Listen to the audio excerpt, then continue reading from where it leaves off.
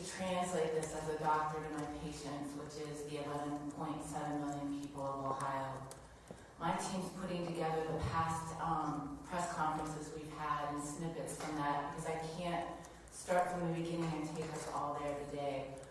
But I'm going to give you a few things that I want you to keep in mind, go over again why our healthcare system not being overwhelmed is so vitally important. And I'm going to talk a little bit about how every day and every one of us and what we do matters. And try to give a little bit of guidance for the folks, what you can do at home and what we need to do for the most vulnerable among us. So starting with what we know today, it is getting increasingly hard to give you numbers that are accurate because it's pouring in so quickly. We have data from our labs. We're still awaiting some of the private data, but I'll give you what we knew as of 2 p.m. We do know that we have 36 positive cases and at least 350 pending people under investigation, and that's just in our lab. The illness onset is from February 7th through March 13th. And I want to pause there for 1 second and say, this is absolutely important for everyone in this country to understand. I saw Dr. Fauci, Dr. Gottlieb on the news today trying to explain this to people. And I've said this before, cases can be very misleading to the public because it's a past historical event. Because of our lack of testing, cases are just the tip of the iceberg. And in reality, it's not the numbers of people you have, the numbers going around. We will not have an accurate picture of that. We'll never know accurately who all, but we'll get closer as we look back in history on this. But it's not, the cases are the tip of the iceberg. There are many cases out there that are undetected. And more importantly, there are many asymptomatic people. Each and every one of us must suspect that we could have it or be carrying it. But you can be asymptomatic and your symptoms will not show for at least 5 to 6 days, if not 14 days from now. It is, like I said about the starlight, we're seeing the light in history of light years, and that is what you are seeing cases. So we are looking at what the scientists know, what we're seeing happening in other countries, what the best data and studies are, and we're predicting based on that. But be assured, it's already amongst us. And in fact, the fact that one of our cases started in February 7th, having their first symptoms, means that they were infectious long before that, up to 14 days before February 7th, but certainly at least 5 to 6 before they started showing those symptoms. And then they probably thought, like most of us probably did back in February, that we had a cold or perhaps the flu and lived through it. And that's amongst all of us here in Ohio. You have to understand that by the time you're infected and you do not know it, it will be another 2 weeks, and this is Hopkins research, 2 weeks before you will actually be hospitalized from this. It's really from that first onset of infection when you didn't know you had it to you are in the ICU is 2.5 weeks. And deaths are going to occur 4 to 6 weeks after that. So that is why we have to just assume right now what is here, and our data is increasingly showing that our age ranges, 31 years of age to 86 years of age, with a median age, again, of 53 years. We have 13 females and 23 males, 11 hospitalized. Multiple counties, and our county data is going to lag our understanding. I'm getting a lot of reports from a lot of cities that have been told they have a case. But unfortunately, because of most of our testing is sequestered in the hospital centers, often in the big 3 Cs here in Ohio, sometimes they're putting down where they tested and not the county a person lives in. But as of right now, we have 11 counties that we've accounted for: Belmont, Butler, Cuyahoga, Franklin, Lorraine, Lucas, Medina, Stark, Summit, Trumbull, and Tuscarawas. And I know for a fact that some of that has not been included yet. So, Timing is everything and every day matters. All of this is about the hospital surge that you're hearing about. It's about what I believe Newt Gingrich just wrote about today, what he's seeing on the ground in Italy, saying we have to act like this is a war. It's a war on a virus. And you're seeing unprecedented measures in places like France and Italy. Italy, the closing of churches, even for individual prayer, has never been done even in the Black Plague. You're seeing... I'm back, and we're going to listen to the press conference from earlier. If you'd like to call in, I'll pause the conference. Lines open, 234-251-10. I'll put you right through. I am going to listen to a little bit of this, and I'll right along with you folks. But we are in the surge. And as the governor said, you know, the places, Wuhan was one city under a surge. It was one point because it was where it originated. They didn't have time to put our non-pharmacologic interventions, these things that we're doing to enforce the social distancing that is so essential. So they saw that spike, and every day and everything we do in this country, and this is from, again, Dr. Fauci, Dr. Gottlieb, the folks that were out there in the news that are saying this, everything we're doing is trying to slow the spread that we know is coming and decrease that surge on our hospital system. It is a lot like a hurricane. I've said this before as well. You want to evacuate and make your moves, and if you're blessed enough to see this tidal wave coming, this tsunami coming, you make these moves now, and every day decreases that exponential 2 to 3 people spread that creates the surge. We are in the time of evacuating from a hurricane where it's starting to pour more and more heavily with each day. We don't want to be doing these moves in the heat of the storm. And I can tell you, Ohio is prepared, they're preparing, our hospitals are preparing, but I want to give you some of the data. We'll talk a lot more about the surge tomorrow. Just some statistics that we have as of now, and my staff will give you the sources of these. In a moderate COVID-19 outbreak, as it hits the United States, and I'll say one more point, we likely won't have one city. We'll have surges in cities first, but we're going to have multiple Wuhans in this country because it had already spread in our country. It didn't start at that point of origin. So you'll see this in places all over the country. We know from the first estimates that 200,000 ICU beds will be needed in the U.S. 45,000 ICU beds are available, and many of them are already occupied at 60 to 80% occupancy.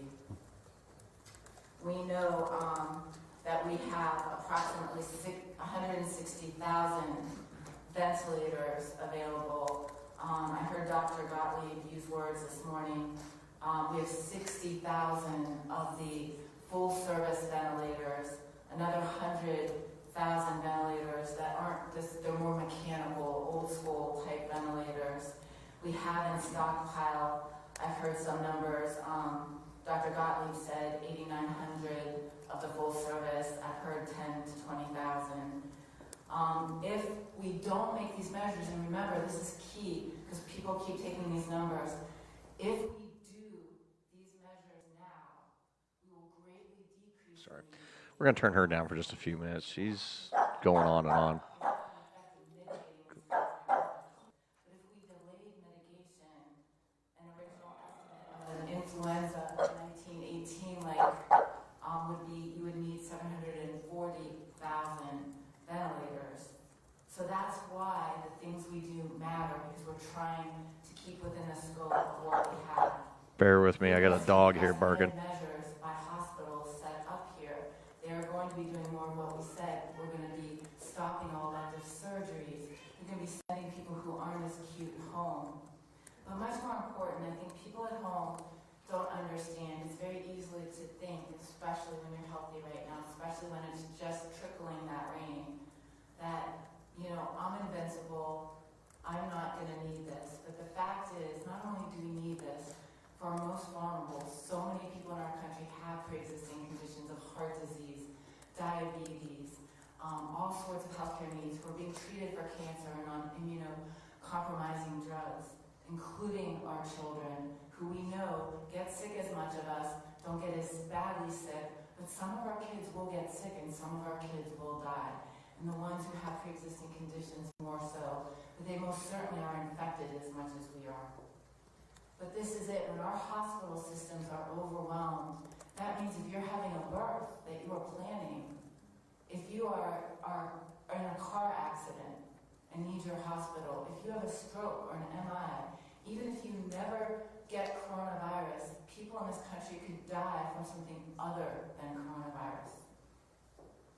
It's so important. These actions we take individually are going to keep our nurses from getting sick. You're going to hear a lot about bed capacity. It's not about beds. All right, I'm turning her down. The doctor speaking right now. Well, it was earlier today, alongside the governor. This has gotten. I mean, she's blowing this way. I mean, I don't think this is my opinion. Again, my opinions are my own and not necessarily anybody else's. But I think she's blowing this way out of proportion. She's saying, basically the way she's saying it, everybody within 14 days or 21 days or whatever will be in the ICU. Everybody. That's according to this lady. Everybody's going to be in the ICU. And then you hear about cases of people recovering. Some people are saying it wasn't even that bad. They got the flu feeling and they stayed home in bed and they recovered in 2 weeks. Some of the people that's gotten this. I don't know. I think we're blowing this thing way out of proportion.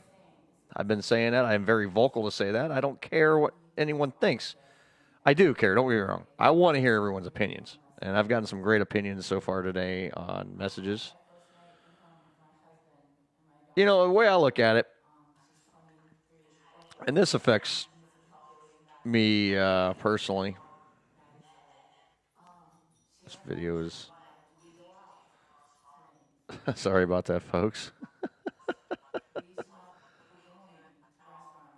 Trying to turn down my audio here. My phone. I started this as also a watch party on my personal page. What do I think about this? Good question. Yeah, I've been very vocal about this. Those of you watching in the watch party. What do I think about this? I think this is overkill. I think people with common sense. There's a lot of people out there that have it, and there's a lot of people that don't have any. But most of us, let's say most of us have common sense. Okay? When we have common sense, the deal is this. We are... I don't know why the watch party ended. Stupid Facebook. This is crazy. Let me get back to the live here. Anyway, let me get back to what I think. What I do think, and what I think about this is this. This is overkill, folks. I think they're worried about people panicking. The state of Ohio themselves is creating mass hysteria. I think it's ridiculous. I think it's absolutely, absolutely ridiculous where this is going.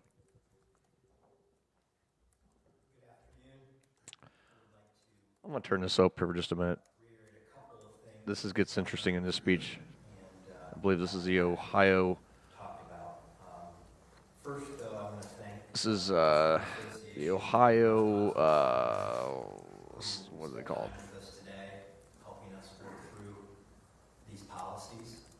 Lieutenant Governor? Yeah, this is the Lieutenant Governor of the state of Ohio speaking. I want to hear this. Impactful from the standpoint of health benefits, and also helped us work through how we can minimize the economic consequences of these decisions. As the governor reiterated, this was a very difficult decision. We know how difficult it is on business owners and their employees. I also want to You think? emphasize You that really think? carry out and deliver want to continue to use these institutions. What about people that can't afford to order out every night? For that purpose. Grocery stores are empty, We dude. don't want everybody to stop buying restaurant food and start going to the grocery store. That will create problems of its own. Continue to use your local restaurants for food and delivery services, carry out food delivery services.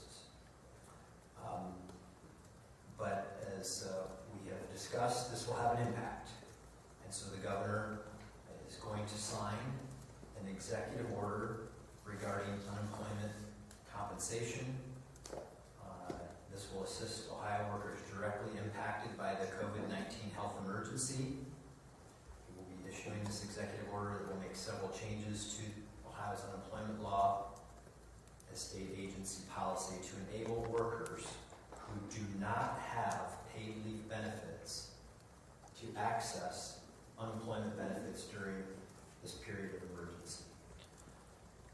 We can take a call here. Broadening the current state policy Take a live to call. clarify that individuals that are Ben, you with us, buddy?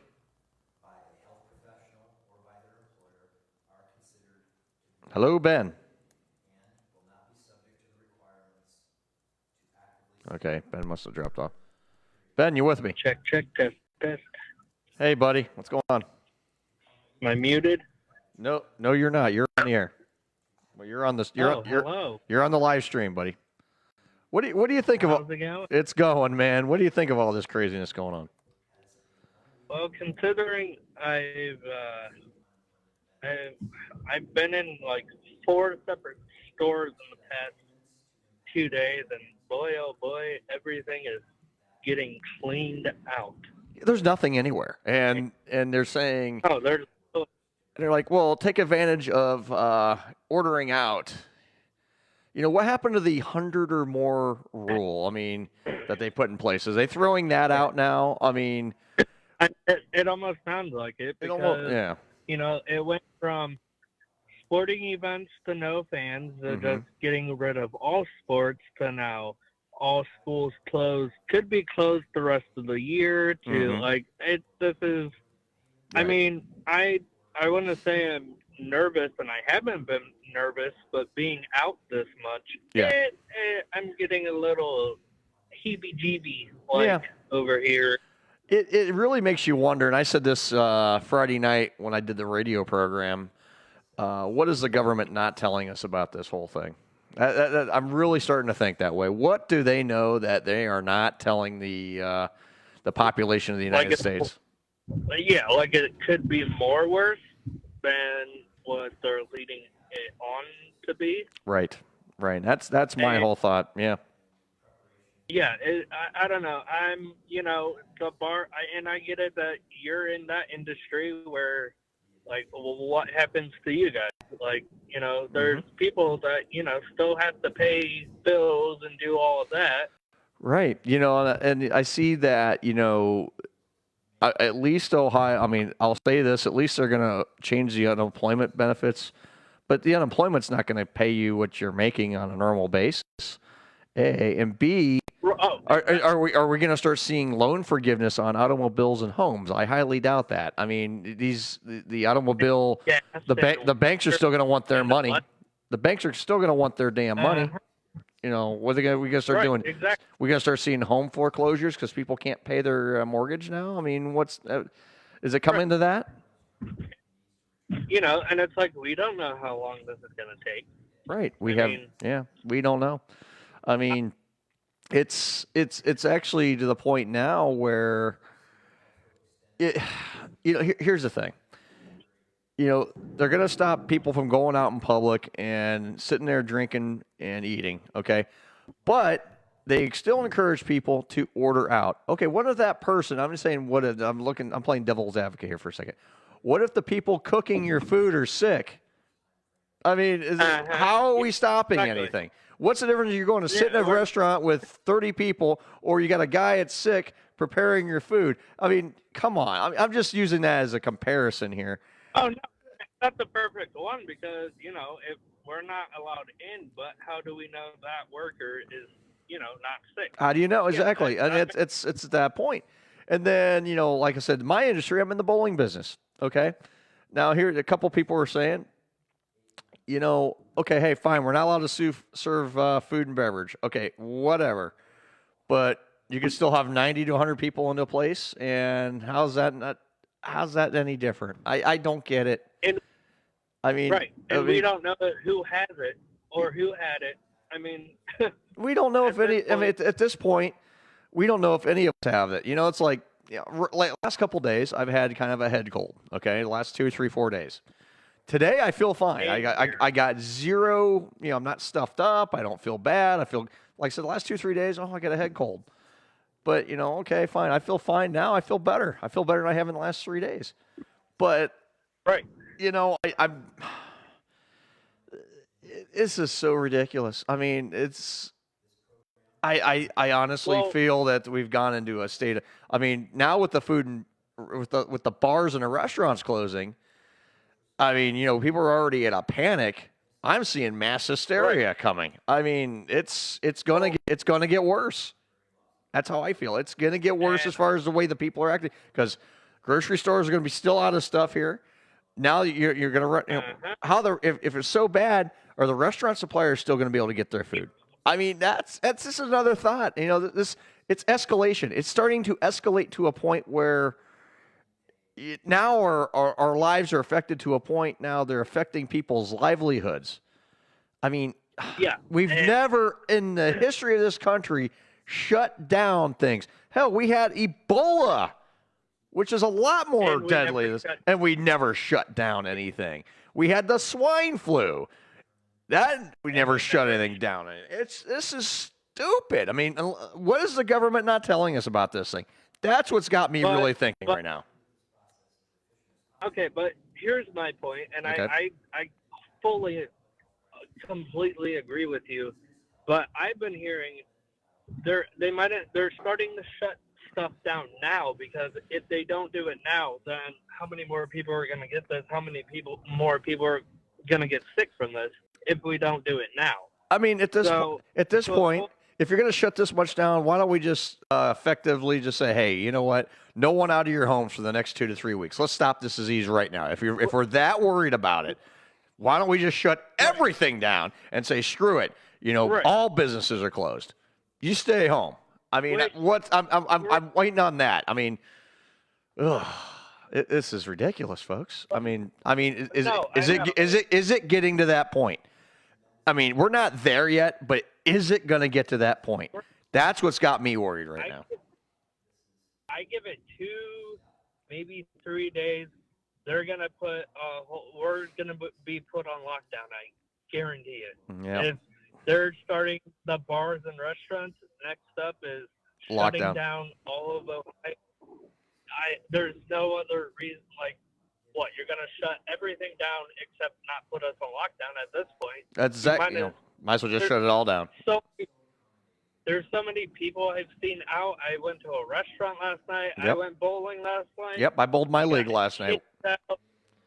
You had kids out. You had old people. It's just, this is last night. Last night we had our bowling league, and we had about maybe 30% of the league not there last night, but the other 70% were there. I mean, we were nowhere near 100 people in the place either. So. We probably maybe had 85 people in the place last night. But you know what? Everyone was there. They were having fun, and if you take away all our liberties, people are going to start going insane because they have nothing to do. I mean, like I said, great thing said to me the other day, and this was said to my boss. He goes, "This morning I woke up in the United States, and now I'm in a third world country, or I'm in Russia or somewhere with absolutely no freedoms." Matter of fact, I'm going to add another call to the line. Victoria's calling in. Let's take Victoria. Hey, guys. Hey, Victoria. How's it going? Oh, I'm just listening to you guys over here, and I'm like, oh, sorry. Paying the cheek with my button. Yeah, Ben's on the line with us. Sorry. Yeah, Ben's on the line with us. Hi, Benji. Hello. Hi, Victoria. So. Yeah, it's crazy out here, and I'm surprised and I feel like some people aren't taking this serious, because I've seen so many, like on Saturday in Kent, fake Patty's Day. Right. You got all these kids aren't going to school. Oh, let's get crap-faced because we have nothing better to do. once we're on lockdown, people are going to realize, oh, this is more serious than some people are taking. Honestly, you can't really blame them because they need some kind of like stress relief being cooped up, though. Now we're really going to have it. Outlet somewhere. Now our outlets are being taken away. I mean, there's no. Well, I'm worried because I have to send my kid to daycare because I still have to work. I have a 12-year-old that can't go to daycare because she's too old to be in the daycare. Well, I'm waiting. And I have nothing. I'm waiting for the daycares to get down. They're going to be shut down next. Oh, they already done said. He done already said that, it's coming soon. Well, guess what? That's going to put me out of work because then who's going to watch my kid? Not only that, even if they don't close let's say they close the daycares and they find somebody to watch my kids, both my kids, all day while I go to work, there's no guarantee that I'm going to be able to go to work because, unfortunately, I work in the home health care field. Right. And who knows if we're going to be allowed to go to patients' houses. And I think, and you're right. I mean, it's absolutely. And we have some clients that aren't, unfortunately, require us to be there because they are non-mobile. Right. Cannot fend for themselves. Right. No doubt. I mean, what happens to all them people? This is just totally unprecedented. I mean, this is insane. I mean, can I be honest with you? Please. I'm going to say 2 words to you, and I want you to look this dude up on YouTube when you get a free moment because I've been watching this dude for over a year now. Okay. He's been calling for something like this for over a year now for everybody to get prepared because something like this is inevitably going to happen. Okay. 2 words, Mark Google News. That's all I'm going to say. Okay. All right. I'll check it out. Google. Hey, Earl. Yeah, go ahead. Do you have enough alcohol? I have. I got plenty. Matter of fact, I've been mixing my my peach crown here with iced tea, and I'll tell you what, this is great. And I actually, we have another call. We're gonna add this call into the line here. I don't know who this is. Somebody I've never talked to before. So let's take this call. Hello, you're with us. Go ahead. Hello. Go ahead, caller. Hello. Hello, you're on the air, caller. Or not. Hello, caller. I also heard Verizon's been having some issues today with their phone. I've heard that too from numerous people. I saw that. You want to know why? Because one of Verizon's employees in their call center came up with the COVID 19. So now everybody that works in that call center has to be tested. What? Yep, you didn't hear that? Nope. Yeah. Yeah, that's crazy. This is getting insane, folks. And the sad thing is, I think I'll be working all week this week. Like, even if we get a shutdown in all of Ohio, there's still people that still got to go to work, like in a factory that, you know. Yeah, you're not. It makes me wonder, or like you said, Ben, are we going to be in a full shutdown here before too long? I mean, that's what I'm afraid is going to happen. That's what I'm afraid of is going to happen. If it's either Ohio or all of U.S., I mean, we could be like China, Italy, France, Ireland, all of these countries. Well, let's put it this way.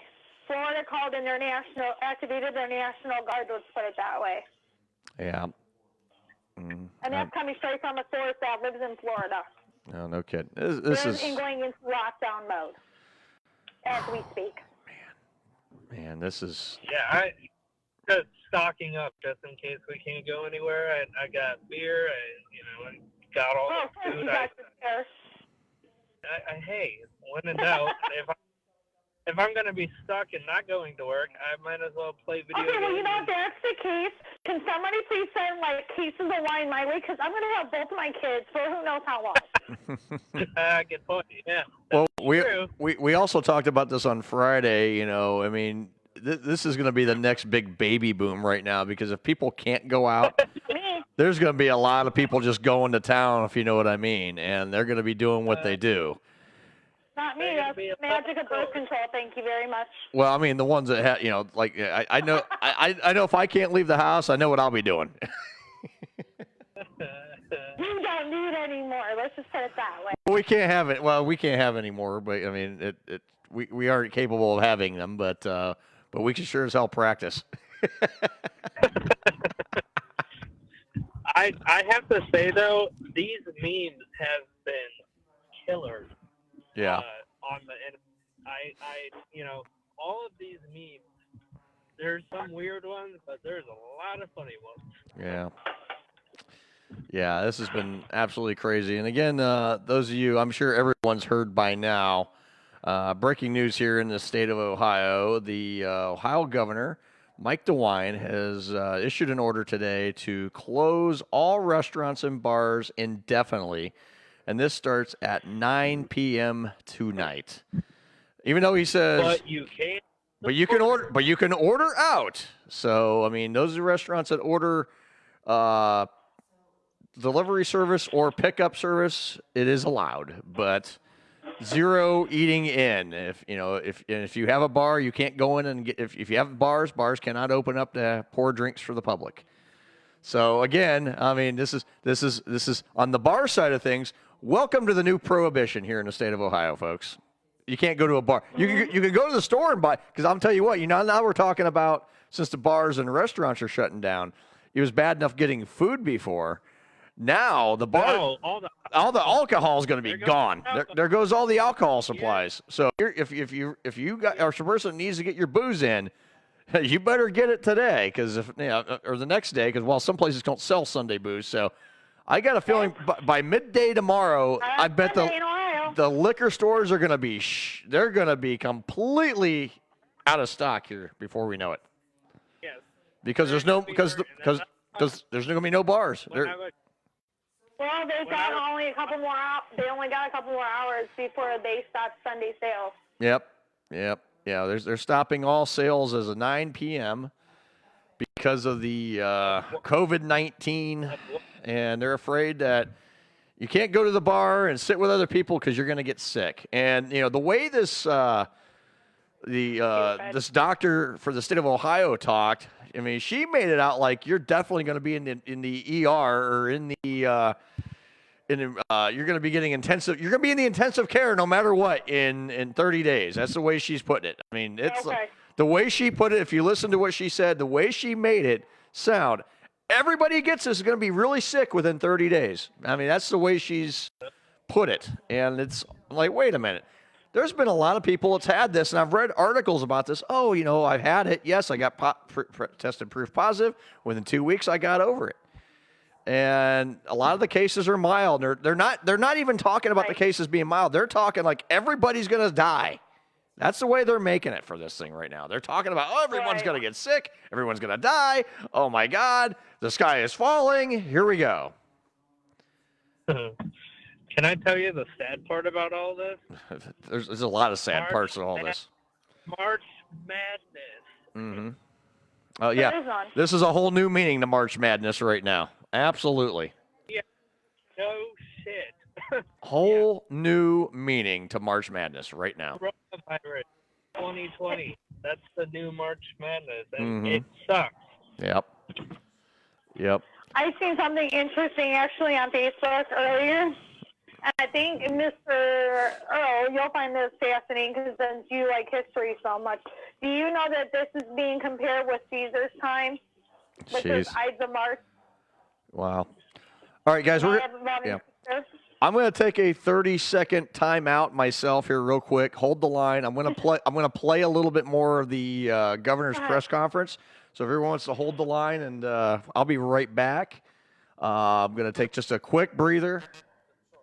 I need a breather for just 1 minute, so I'll be right back. And we're going to keep the stream going. I'm going to play a little bit more of the governor's press conference, and I'll be right back. I have some things to say, I know, tomorrow morning. Governor, can you address people who are now on our Facebook page saying, how am I supposed to pay my bills? You're hurting me economically, these people are saying. Can you, how are you pay the bills? Yeah, we're going to continue to do some things that the Lieutenant Governor has talked about. This is just the beginning, but we have to make these decisions now. If we don't make these decisions now, if we don't take these actions now, it's going to be too late. So this is a matter of life and death. And so, you know, we're very mindful of the economic hurt, the other hurt for individuals who lose their jobs. Look, this is brutally tough, and my heart goes out to them. But we have to do what we have to do to save their lives, and not just their lives, but the lives of others. And our goal is for us to get through this. You know, we will get through this. I don't know how long it's going to take, but we will get through this.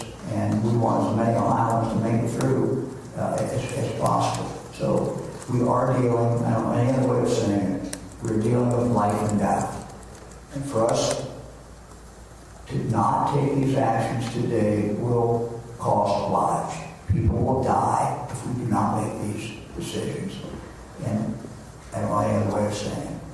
Governor, we have some people asking about daycares and gyms and why there is not an order on that as of now. Can you explain that? Yes, look, we can be doing one thing at a time here as we go. I think that, you know, we try to take the big things. Now we're going to get down into the small things. But again, I want to emphasize this. People, the government can't do everything. If people want to congregate together, you know, I suppose they can still do that. They can do that in their own homes. That's just not a wise thing to do. People have to take that responsibility. As Dr. Atkins pointed out, you know, it's not just you and your loved ones, you know. You think, I can ride this out. What if I get it? So what? I'm tough. Okay. Maybe that's your choice, but with a virus such as this, that impacts not only your family, but that impacts people you don't even know. And that's the nature of the spread of this. Again, the best experts we can find say that the number of people infected doubles every 5 to 7 days. So you pick 6 to talk about, but it's every 5 to 7 days it doubles. And it is twice as contagious as the flu. We all know the flu is very, very, very contagious. So people are making decisions about themselves, but also about the lives of others. So, look, you know, I've said, you know. Sorry about that. I was trying to get my dog up here from out of here. One of my dogs decided he wanted to run down here. But people have to make these individual decisions. The daycare centers are unique. We're going to continue listening to Mike Dewine here for just a couple minutes, folks. And what I've tried to signal is that they will be closed.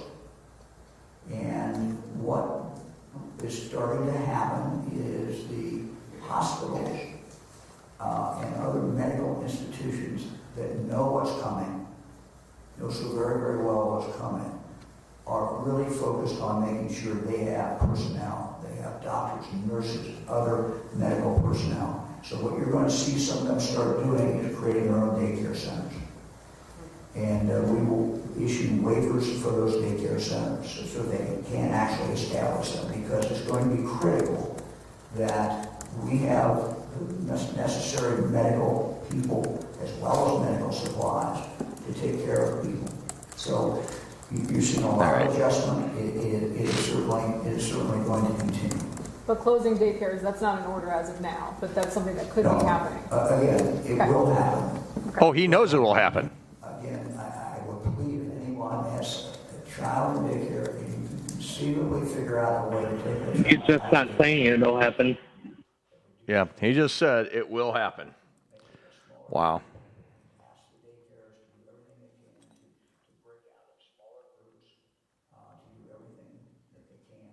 To do this abruptly overnight doesn't make sense, but it's coming. It's coming. It certainly is coming. Governor, do you feel like Yeah, John wants to say. Well, we're so glad he knows it's coming. So that just tells us right now It's coming. What's next, Governor? Are we shutting down everything? Everyone going to be confined to their homes? I mean, are we really going to start mass panic and just keep everybody home? What's going on? And we got another call. Let's take another one. Should be Eric, I believe. Eric, what's going on? Nothing much. Just thought I'd call in and give my 2 cents about what's going on. I think it's kind of ridiculous that they're shutting down the restaurants and bars and everything because there's no guarantee that it's going to help anything. No. That it's going to stop the spread. Here's the thing, I mean, they're shutting down bars and restaurants, but they are still allowing people to go out and congregate in up to 100 people in places. You can still go to the grocery stores that don't have nothing in stock, which I know you know well as anybody. Yes. It's what's next? Are we shutting down everything? Are we going to get? They just said they will. They haven't made an order yet, but it's coming that they're going to shut down the daycares.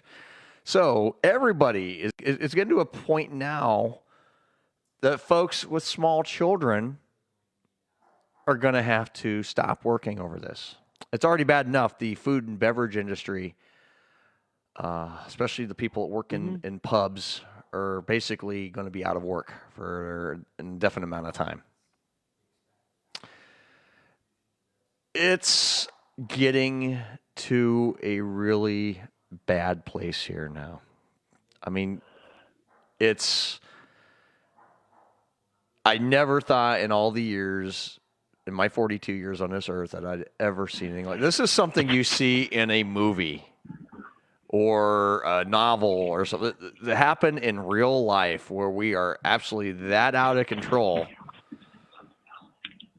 What in the Even world? in my 25 years.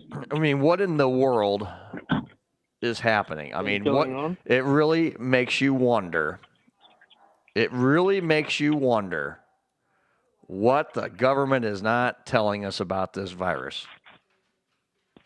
I mean, they really need to start making people line up, and I'm not saying this sarcastically either. They need to start having people line up outside the stores, and go one by one or family by family in. When family walks out, another family goes in, because really I feel like they care about everybody till it comes to the store associates. That we don't matter, but the restaurant and pub employees do. Well, and that, and then they're trying to say too that by eating and drinking together, it's going to spread. So I mean, forget the 100-person congregating rule. I mean, I think that's killed right now. He didn't say that in the press conference today, but he sure as hell saying it now without saying it that the 100-person rule is dead. I mean, people are gonna hate this opinion, but honestly, they should cut down the amount of employees in stores, only run the self-checkouts, only have the people there, who oversee the self-checkouts, because, when you're at a register, we talked about this Friday, you're way less than 6 feet away from the cashier. So no doubt. Have the person there to run the self-checkouts and make sure nothing goes wrong. But other than that, have no other cashiers. Right. Sorry to the people who are like, well, why should I check myself out, when I don't work here? Well, at this point, you have to, because the rest of the world's shutting down. Why don't retail, at least half try that? Here's the thing about this too, and they've been saying this and saying this. This disease is probably more high risk for people, you know, in their late 60s, and, you know, 65 and older is who it's really affecting the most. Mm-hmm. It's not affecting the kids, but, you know, let's shut the schools down. It's a high risk for folks like, you know, I'll give you an example. Myself as an asthmatic, I'm at a high risk of developing this, but and diabetes and too. you know, anybody with any type of immuno type of, you know, deficiency, you know, anybody, you know, that has, you know, heart disease or, you know, like diabetes, like Ben just said, there's so many things out there that, you know, deplete your immune system per se. You know, cancer patients, I mean, that's another high risk one because their immune system is definitely compromised, being on you know, treatments such as chemo and radiation and things like that. Mm-hmm. You know, it makes you wonder, and I stated this Friday night when I did the show, where is this going next? What is the government not telling us? Mm-hmm. I mean, what is there in the world? What aren't they telling us if there's this much fear of this? If it's that bad? And really, I mean, we've been talking about coronavirus for months and months and months and months. But and now it's hitting. it hit the minute the NBA canceled, that's when everything started to close. Oh yeah. Oh yes. Everything. Mm-hmm. The minute the NBA said that's it, we're shutting down, everything else started following suit. All the sporting events. Now we're getting to the point. Okay, now you can't have more than 100 people in a location. Now you're shutting down your bars and restaurants. I mean, it's to a point now. Like you said. I mean, within a week, I bet we're going to be on full lockdown. I hate to say it, but it's coming. I mean, Dewine just stated it'll happen in this little snippet I played from the press conference earlier today. We talked about it just before I played it, about daycares. It's not in order yet, but he just said it. It's coming. It's coming. Mm-hmm. There's going to be I mean, what's going to happen to the folks that are, you know, pay mortgages such as myself? Car payments. Are we going to start seeing loan forgiveness? I highly doubt that. I'm sure the hell the banks are going to still want their damn money. You know it. Yeah. I mean, the world's still got to turn. There's still a global economy here. But, I mean, are we in that much of a lockdown where, guess what? You know, we still want, hey, we're foreclosing your home. You haven't been able to pay. Well, no shit. Everyone in the country is out of work. Oh, apparently you're not? Okay. You know. You want to hear something funny? Go ahead. I'm supposed to have an interview on Tuesday or Wednesday. I haven't checked my email to confirm which date it is yet, but I'm supposed to have an interview, believe it or not, at a bank. I'm wondering if my other interviews besides that one are going to be canceled this week because of all of this. Mm-hmm. Wouldn't surprise me. It's to a point now. Like I said, I'm beside myself with this whole thing. I really am. I'm at a point where I'm just absolutely, I'm disgusted. I'm outraged. I'm worried. I mean, I'm a flood of emotions right now. I'll be quite honest. Don't know. Every right to be there. You know, don't know where this is going. I'm worried for my family. I'm worried for everyone else's. I'm worried for a lot of people right now. And I'm not just thinking about the virus. I'm just thinking about everybody being able to survive. Just the essential living. Here's another thing. that. All the And kids that are out less of school, fortunate. they have to provide by the Board of Education, State Board of Ohio State Board of Education. If they are out longer than 30 days, Yeah. the students in school, they have to provide a means for these kids to be educated, even special ed students. And I know that because I know you have one, and I have two, unfortunately, Right. that are special ed. Right. Well, I got to go tomorrow. I got to go over to the high school tomorrow to pick up work for my son. Now, the girls here, they're going to be doing some online stuff, but my son, they're not so much worried about his daily, regular school activities. What they're worried about is his one class that he has is basically self-care class, and like how live, how to live class. Basically, it's your daily life skills type of thing. Yeah. And I gotta go pick up this whole packet, and then I have to initial off all these things he does day in and day out. And they got to do that. And that's part of his IEP, and he has to do that. Right. And this is hit a whole new level of absolute insanity here, and I'm at the point now where I just want to go. I just want to start drinking.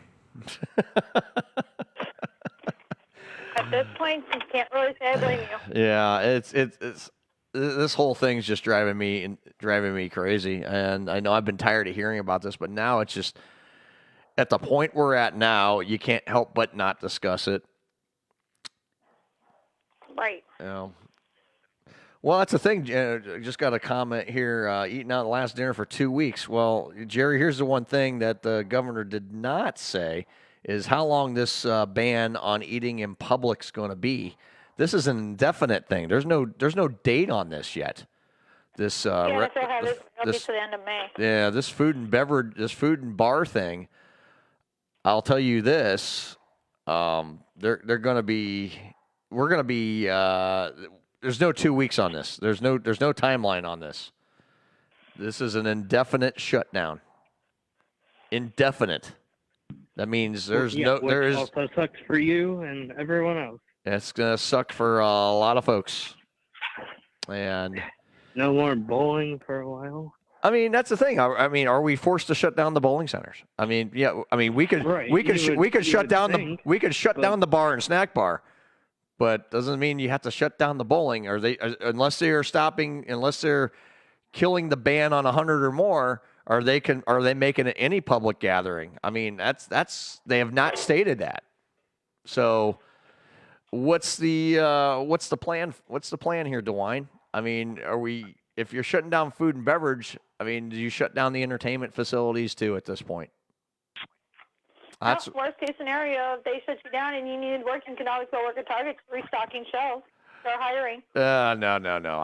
I'll go drive DoorDash or something like that before I go work in a restocking shelves. I saw a meme about that. Yeah. I'm not even kidding, because my friend's a manager one of my friends is a manager over at the one in Fairview Park, and she said they're looking to hire anybody that's willing to stock shelves and keep them stocked. Yeah, well, I don't want to get into that. I think I'll just, if I got to do anything, I'll deliver some food. I mean, because the food delivery services will be booming right now because there's no restaurants. So guess what? There's going to be plenty of food to deliver, and I'll be more than happy to do that if I have to do it. But right now, this whole thing, I'm hoping to get some more opinions on this. I'd love to see more people call in and venture to. We got a lot of people watching right now. I mean, there's actually a decent amount of people watching this feed right now, and I want to get some more opinions here. Feel free to comment. Feel free to give us a call. We'd love to talk to you. Let's see. There's a comment here I want to catch. Great comment here. Great post here, and I want to read this one real quick. A gentleman by the name of David Hansen, who's watching us live, is, what about the IRS? Do we still file our taxes? Ain't those people at risk of opening the mail? They're slowly quarantining us to our homes step by step now anyway. Oh, they're going to want to. Yeah. That's a good point. That's a great point. It's a real good point for anyone who hasn't yet. Great point. Wow. I didn't think about that. Yeah. And that's the thing, and Lori made a comment too up here. I just want to see this, and I want to read this comment. If it's that bad, she thinks the whole United States should be just on complete lockdown, because if someone came to Ohio that is sick after this is done, it will continue to spread.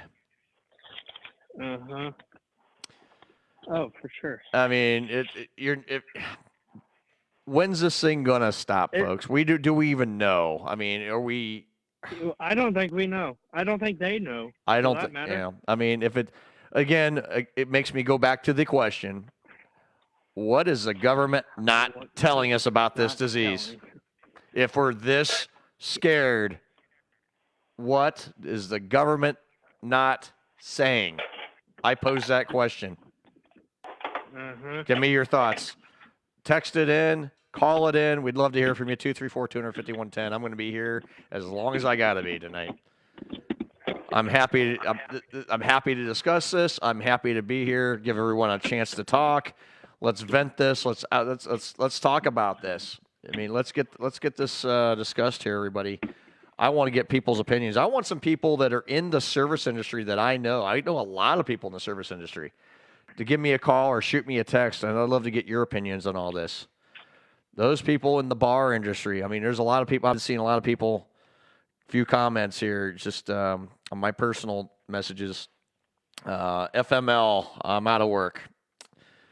And, another one. Thanks, Dewine, for stopping my livelihood. Appreciate it. Like I said, they are going to provide unemployment. But to what means? I mean, how long?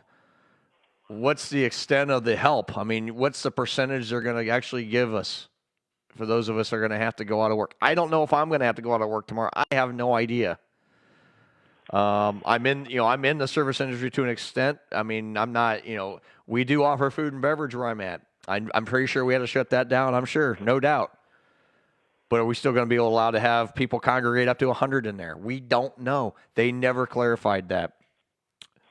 How much further is this ban going to take us? I'd love to know. If I got to be out of work, okay, whatever. I got to be out of work. It's gonna suck. Thank God. I look at it this way. Thank God I got money in the bank, but that won't last forever. I got 3 kids in this house. Got 4 dogs. Fiance to take care of. You can't get shit at the restaurants right now, or because restaurants are shutting down as of 9 p.m. Can't go to the store because there's nothing there. Everything's out. People panicked and bought everything up. I have a question. Sure. Why do people go for the toilet paper and there are so many things in the store? Like, why don't you go for more of like frozen things that would last like a while? Hey, Eric, Doesn't that make want the short some answer or kind the of long sense? answer? This is Ben, not Eric, but same thing. Sorry, Benji. Yep. Got a comment on not the. I started a watch party for this. A lot of people are commenting on the watch party. They're running the same thing in Illinois. My wife and I are 2 out of work, and if it's normal unemployment, it's only 2/3. So I mean, this type of ban is extending everywhere. I know Ohio is one of the first to extend this ban, and I'm just wondering now, how much further is this going to go? I mean, I thought it was crazy before. It's getting day by day, more developments are happening with shutdown. Yeah, that's the thing. Each day there's something else going on. I mean, that's why I wouldn't be surprised when they put us on lockdown. I won't be surprised either. I'm sure. My thought is it's going to come within the next 3 days. If they're going to do it, they're going to do it within the next 72 hours. It's already gotten to a pretty extensive shutdown here. Then once they do that, guess what? There is no food delivery. There is no going to the store. No. So that means they're going to spring the National Guard in, and they're going to have MRE meals for everybody ready to go and water. That'll be the extent of it, folks. Yep. That's what's going to happen next. I'm still curious about all the factory people, does that mean every single person, or does that mean just like that's, this is going to get worse before it gets better. And once no doubt we're on lockdown. Yeah. Well, what's the extent of the lockdown? What's the extent of it if we go into lockdown? What's the extent going to be? I mean, it's going to be, You know, Is it's it good. literally everyone? You know, just I'm sure it's people good. who Well, interact with people. I'm sure emergency services will still be in place. I'm sure law enforcement will still be in place.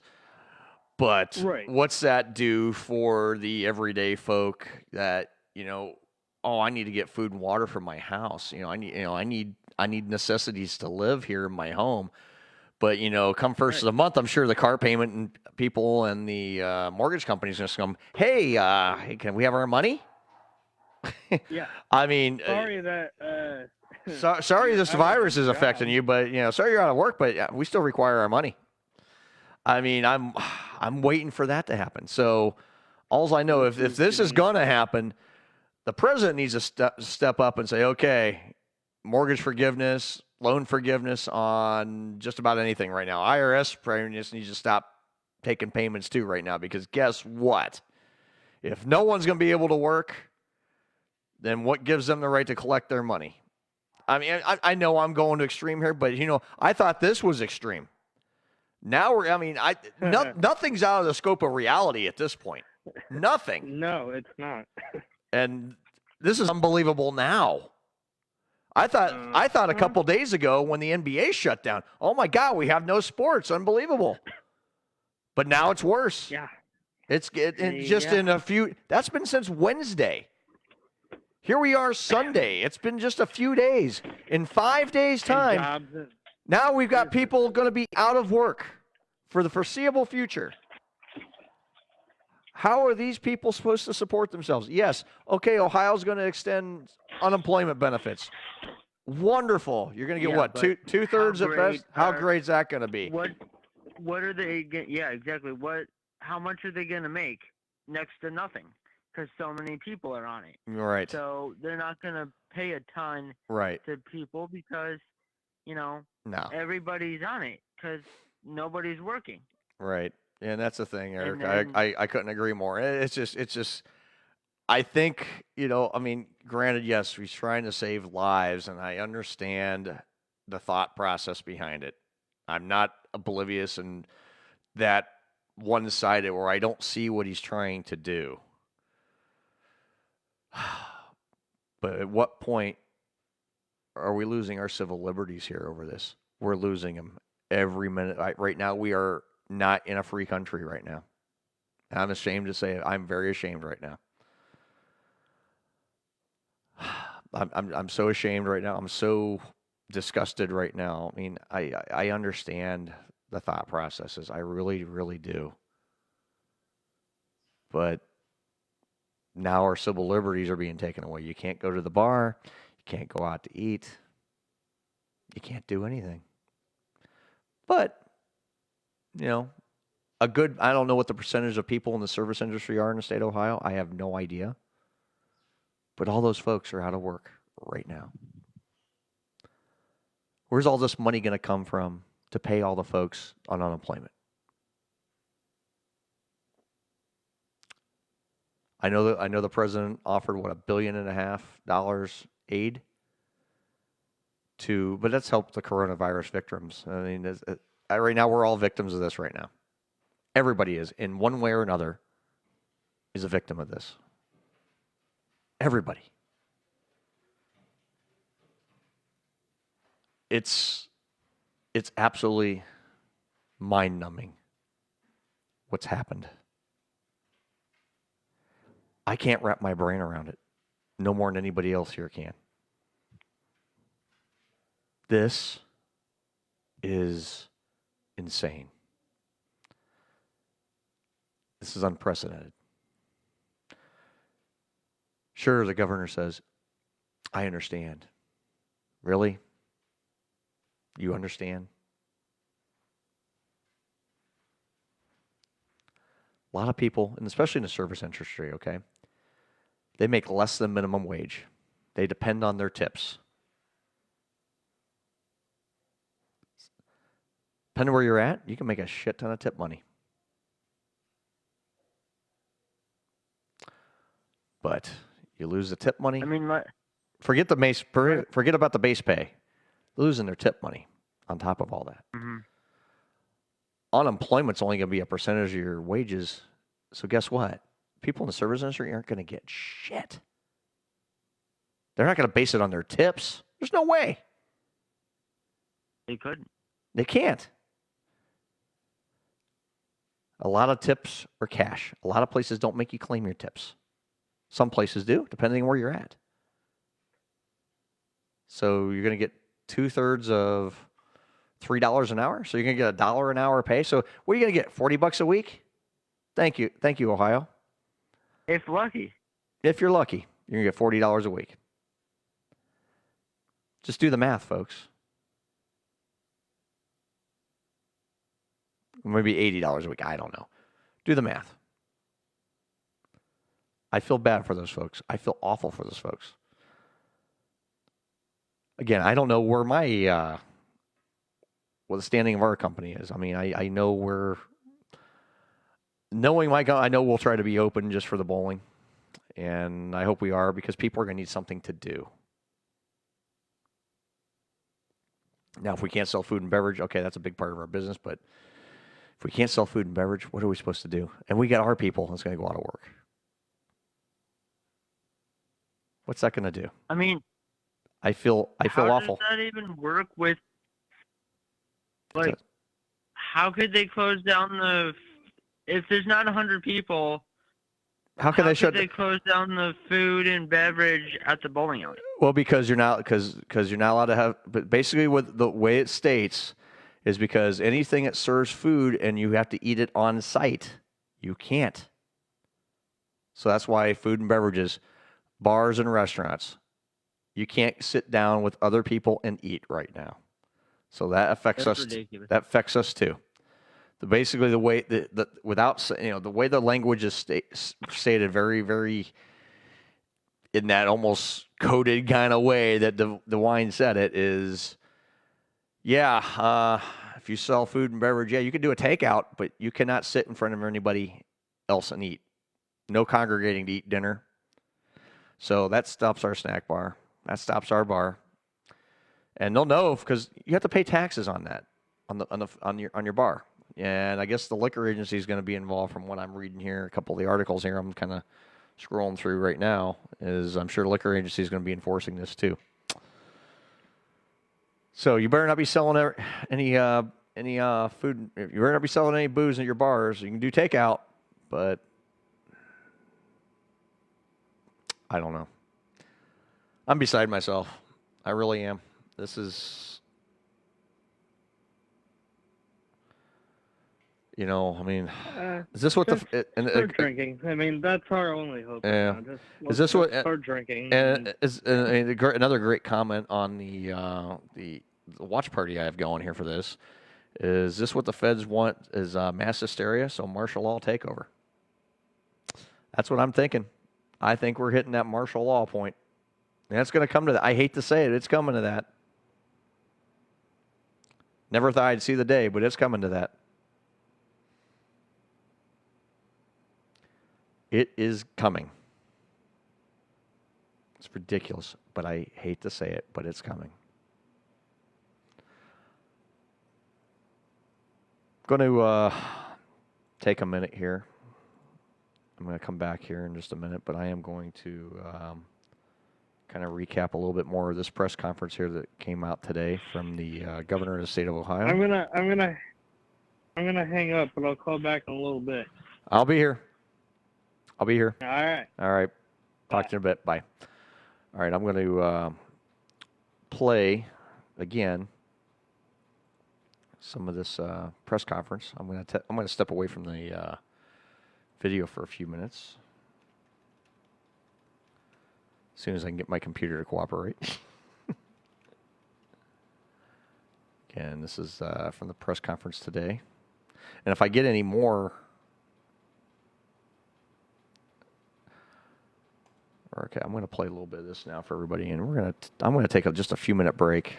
Again, this is coverage from earlier today at 3:30 p.m.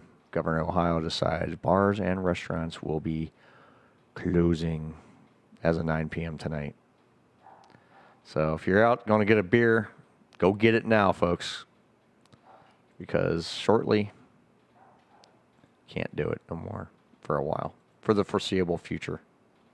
Don't know how long it's going to be, but we're going to find out. Bear with me. I'm trying to get to the beginning of this press conference. So many different sources for it. I want to kind of...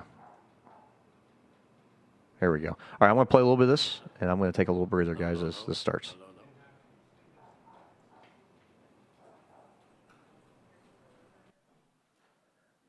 Cheese. I have no announcements today. See me tomorrow.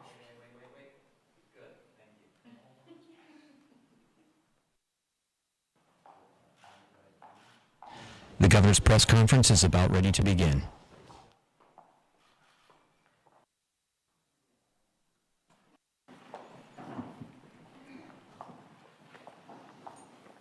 All right, I'll be right back. Everybody set?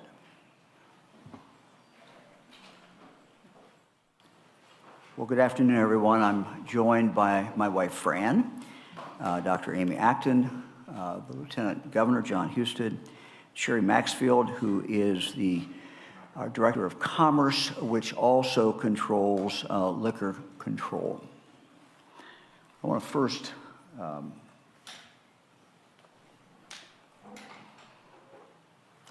well, I'm looking at the screen. There it is. We'll go over here.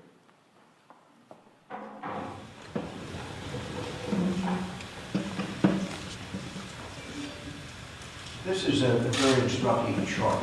I talked about what we learned about the past pandemics, what we learned about the 1918 pandemic, and the comparisons between two cities, St. Louis and Philadelphia. And what we talked about is that we all want to be St. Louis and not Philadelphia. Well, with respect to my friends in Philadelphia. The chart shows St. Louis. This is St. Louis here, and how it progressed. This is Philadelphia, and how it progressed. And we talked about the fact that St. Louis took the right measures. They did not hide it. They were very open about it. Philadelphia went the other way. But what to me is particularly interesting is when you look at first case in St. Louis, October 5th. They started ordering social distancing October 7th, 2 days later. Here, first case in Philadelphia, September 17th. They didn't move until October 3rd. So you've got 16 days here, 2 days here. And so the point is that sometimes when we're asked, why are we moving? Why are we doing this now? We still have a relatively large or small number of people who have been confirmed to have the coronavirus. And the answer is, as Dr. Acton has pointed out, this always lags behind. And the deaths are way, way behind. And the confirmations are behind. And so we have consulted every expert that we can find and read everything we can read. And so we're relying in the decisions that we make on what we know and the best available scientific data that we can get our hands on. This morning, pretty early, I started getting some emails and texts from people in different locations in Ohio. And each one that sent me something, once actually sent a picture, were concerned about the crowded bars in their area last night. We talked about, and we've set a limit of 100 people. And we've talked a lot in the last few days about social distancing and the necessity of people remaining apart from each other, at least 6 feet. We also are learning, and we continue to learn as this moves forward, but how contagious this coronavirus is. Several things I've read indicate it's twice as contagious as the flu. We also know that it's much, much, much more deadlier than the flu. So this social distancing is absolutely vitally important. After looking at this picture, but also hearing from people, and literally these were from the Mahoning Valley to Cleveland to Southern Ohio, and all the same story. The concern also that I have, and that the people who are contacting me, is that one of our happier days of the year, St. Patrick's Day, is coming up. And we're 2 days away from St. Patrick's Day. St. Patrick's Day, when people get together and crowd into bars. And so based upon all of this, and based upon the fact of where we are at this point in this pandemic, we are literally at a crucial stage. Dr. Acton will be signing an order that all bars in the state and all restaurants will close at 9 o'clock tonight. How long this order will be in effect, we don't frankly know. It will be in effect as long as it needs to. To clarify, carry-out food is still allowed and certainly encouraged. We have some great restaurants. We have some that deliver food, maybe more that will be delivering food now. And so those are still open. The restaurant can stay open. That can take place. We hope it does take place. Some of our great places to eat, I know, have carry out, and maybe more will be encouraged to do this. This is not a decision. Well, let me just again clarify. If you can walk in and buy a donut or buy coffee, walk in, buy coffee, and walk out, that's okay. What we can't have is people congregating and people who are seated. So carry out is fine. Delivery is fine. I have some understanding of what this order will do. And I think of all the places that I've eaten across the state of Ohio, many small business owners who this is going to hurt greatly. I'm also aware of the many fine people who work in these establishments, work in these restaurants, work in the bars, who will not have a job. I'm going to ask in a moment the Lieutenant Governor to talk about some of the things that we're going to do, and there will be more to try to mitigate this and mitigate the suffering. But I understand, have some idea of that suffering, and I can't tell you how sorry I am.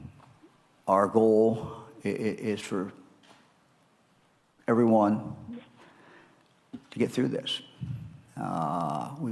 What we wish is that next St. Patrick's Day, everyone will be there. And they'll have the opportunity to celebrate St. Patrick's Day, but not only that, they'll have the opportunity to live their life and live their American dream. But if people are not around, they can't do that. And so this is a very, very crucial time. Delay means more people will die. Literally every day we delay, the data clearly shows that more people will die. It is not just only a question about people dying from this pandemic, from the coronavirus. It is also a case that if we do not act and stop and break up these groups and get some distance, people, if we do not do that, our healthcare system in the state of Ohio will not hold up. We have people who have strokes, who have heart attacks, who have all kinds of urgent needs for that healthcare system to attend to. So the loss will not only be those individuals who might be not be able to get a respirator, not be able to be treated because of the coronavirus. The danger is not only to them, it is to everyone else who does not get this, and everyone else who needs to be treated. And so all the actions we are taking for this very specific purpose in mind. I'm going to ask, let me just say one thing about the small business men and women. It is the small businesses that in an order like this are hurt the most. I'm fully aware of that. My family was in a small seed company, part of it retail, for about 70 years, started by my grandparents. I know how tough it is in small businesses. There's also been many Dewines who have run restaurants and many Dewines who have run bars. And so I have some understanding of this. Let me ask Dr. Acton to come up, and then I'll ask the Lieutenant Governor. Dr. Acton can give you an update of really where we are and some of the rationale behind this decision. The Lieutenant Governor will talk about what we're getting ready to start, what we've already been doing, the phone calls that have been made in regard to unemployment and in regard to other things that we're going to be doing to mitigate the suffering that will be caused by this order. Amy? Thank you, Governor. Good afternoon, everyone. As you know, we've been trying to tell you everything we know as we know it, and I've given a series of little science lectures, so to speak, to try my very best Okay, here's the to translate this as a doctor to my patients, which is the here comes the 11.7 panic million of all people time Ohio. here. This is the doctor, My team's Dr. putting Amy together Acton, the past, who says press she's the conferences director of we've Ohio had and Department of snippets Health. from that, because I can't She's the one saying start everyone's going to be from in the beginning and take us all there today. But I'm going to give you a few things ICU that within I a want you to few keep in weeks. Listen to mind. this. Go over again Listen to this why lady. our healthcare system not being overwhelmed is so vitally important. And I'm going to talk a little bit about how every day and every one of us and what we do matters, and try to give a little bit of guidance for the folks, what you can do at home and what we need to do for the most vulnerable among us. So starting with what we know today, it is getting increasingly hard to give you numbers that are accurate because it's pouring in so quickly. We have data from our labs. We're still awaiting some of the private data, but I'll give you what we knew as of 2 p.m. We do know that we have 36 positive cases and at least 350 pending people under investigation, and that's just in our lab. The illness onset is from February 7th through March 13th. And I want to pause there for 1 second and say, this is absolutely important for everyone in this country to understand. I saw Dr. Fauci, Dr. Gottlieb on the news today trying to explain this to people. And I've said this before, cases can be very misleading to the public because it's a past historical event. Because of our lack of testing, cases are just the tip of the iceberg. And in reality, it's not the numbers of people you have, the numbers going around. We will not have an accurate picture of that. We'll never know accurately who all, but we'll get closer as we look back in history on this. But it's not, the cases are the tip of the iceberg. There are many cases out there that are undetected. And more importantly, there are many asymptomatic people. Each and every one of us must suspect that we could have it or be carrying it. But you can be asymptomatic and your symptoms will not show for at least 5 to 6 days, if not 14 days from now. It is, like I said about the starlight, we're seeing the light in history of light years, and that is what you are seeing cases. So we are looking at what the scientists know, what we're seeing happening in other countries, what the best data and studies are, and we're predicting based on that. But be assured, it's already amongst us. And in fact, the fact that one of our cases started in February 7th, having their first symptoms, means that they were infectious long before that, up to 14 days before February 7th, but certainly at least 5 to 6 before they started showing those symptoms. And then they probably thought, like most of us probably did back in February, that we had a cold or perhaps the flu and lived through it. And that's amongst all of us here in Ohio. You have to understand that by the time you're infected and you do not know it, it will be another 2 weeks, and this is Hopkins research, 2 weeks before you will actually be hospitalized from this. It's really from that first onset of infection when you didn't know you have it to you are in the ICU is 2.5 weeks. And deaths are going to occur 4 to 6 weeks after that. So that is why we have to just assume right now what is here, and our data is increasingly showing that. Our age ranges, 31 years of age to 86 years of age, with a median age, again, of 53 years. We have 13 females and 23 males, 11 hospitalized. Multiple counties, and our county data is going to lag our understanding. I'm getting a lot of reports from a lot of cities that have been told they have a case. But unfortunately, because most of our testing is sequestered in the hospital centers, often in the big 3 Cs here in Ohio, sometimes they're putting down where they tested and not the county a person lives in. But as of right now, we have 11 counties that we have accounted for: Belmont, Butler, Cuyahoga, Franklin, Lorain, Lucas, Medina, Stark, Summit, Trumbull, and Tuscarawas. And I know for a fact that some of that has not been included yet. So, timing is everything and every day matters. All of this is about the hospital surge that you're hearing about.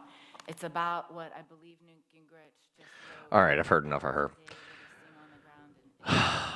This whole thing is, again, totally unprecedented. I mean, this is happening, at least here in Northeast Ohio, matter of fact, the entire state of Ohio.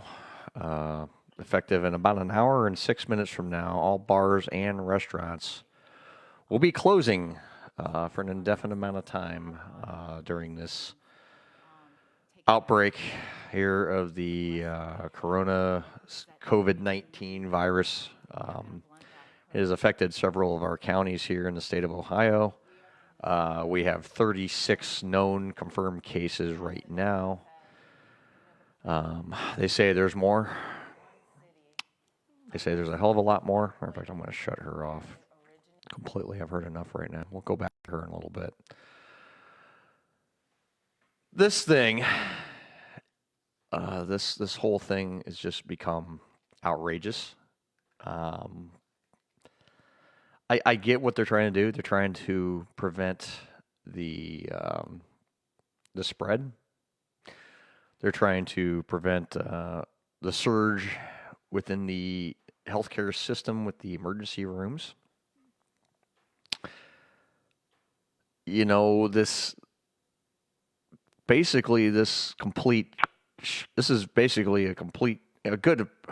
how many people are out of work at this point? This is just the beginning. If this is the beginning of it, what else is getting shut down? Are we nearing a point now where we're going to be shutting everything down? I'd love to know your thoughts. I have several lines open. You can call me directly, 234-200-5110. If you don't want to do that, you can also shoot me a text, the same number. Or you can join us on our live chat, which is going here live on our Facebook Live right now. I'd love to hear from you. I'd love to talk to you. I'd love to get your thoughts. Got several phone calls already today on this. This is You know, I've got so much in my mind I want to say, but I'm so disgusted at the same time. I don't know what to say.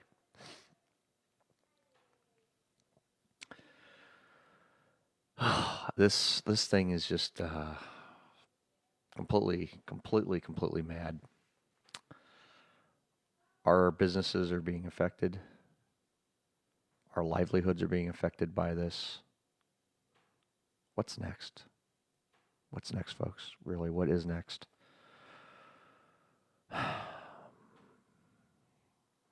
I'm in the service industry myself. I'm not a bartender or restaurant worker, but the business I do work at does have food and beverage service. And I'm sure we're forced to shut that down, of course. That's half of our business. A good percentage of our business.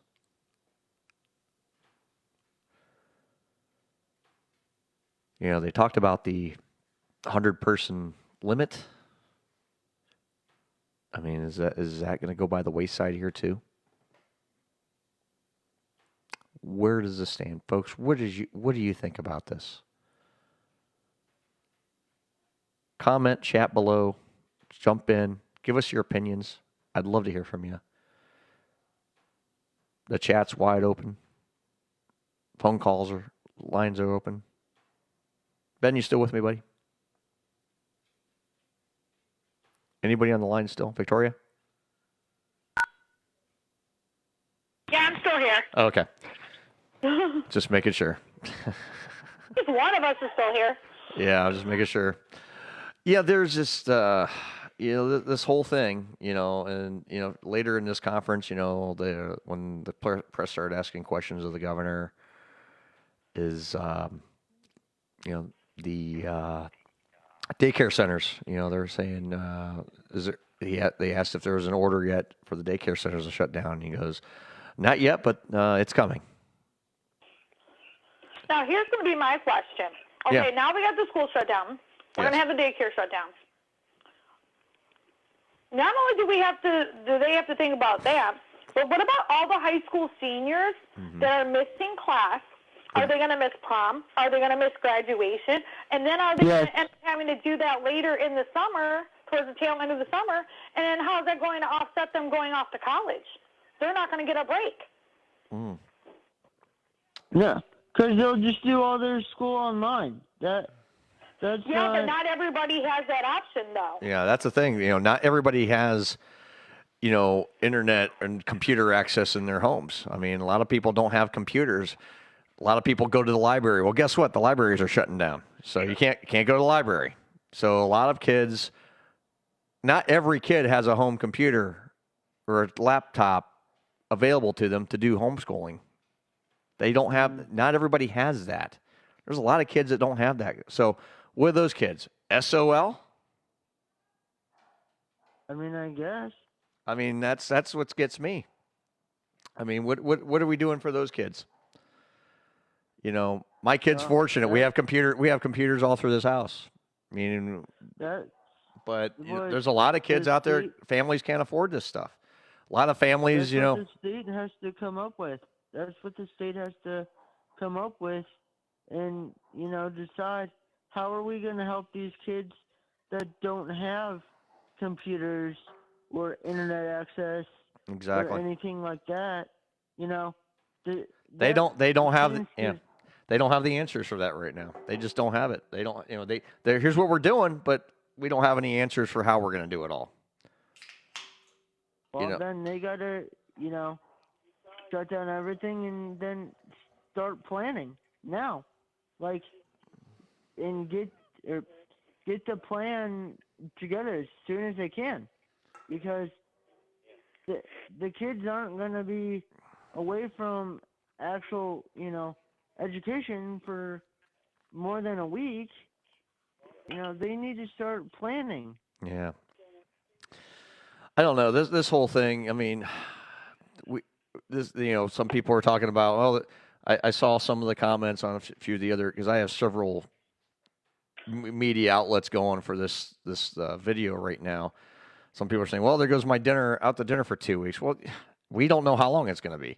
They said indefinitely.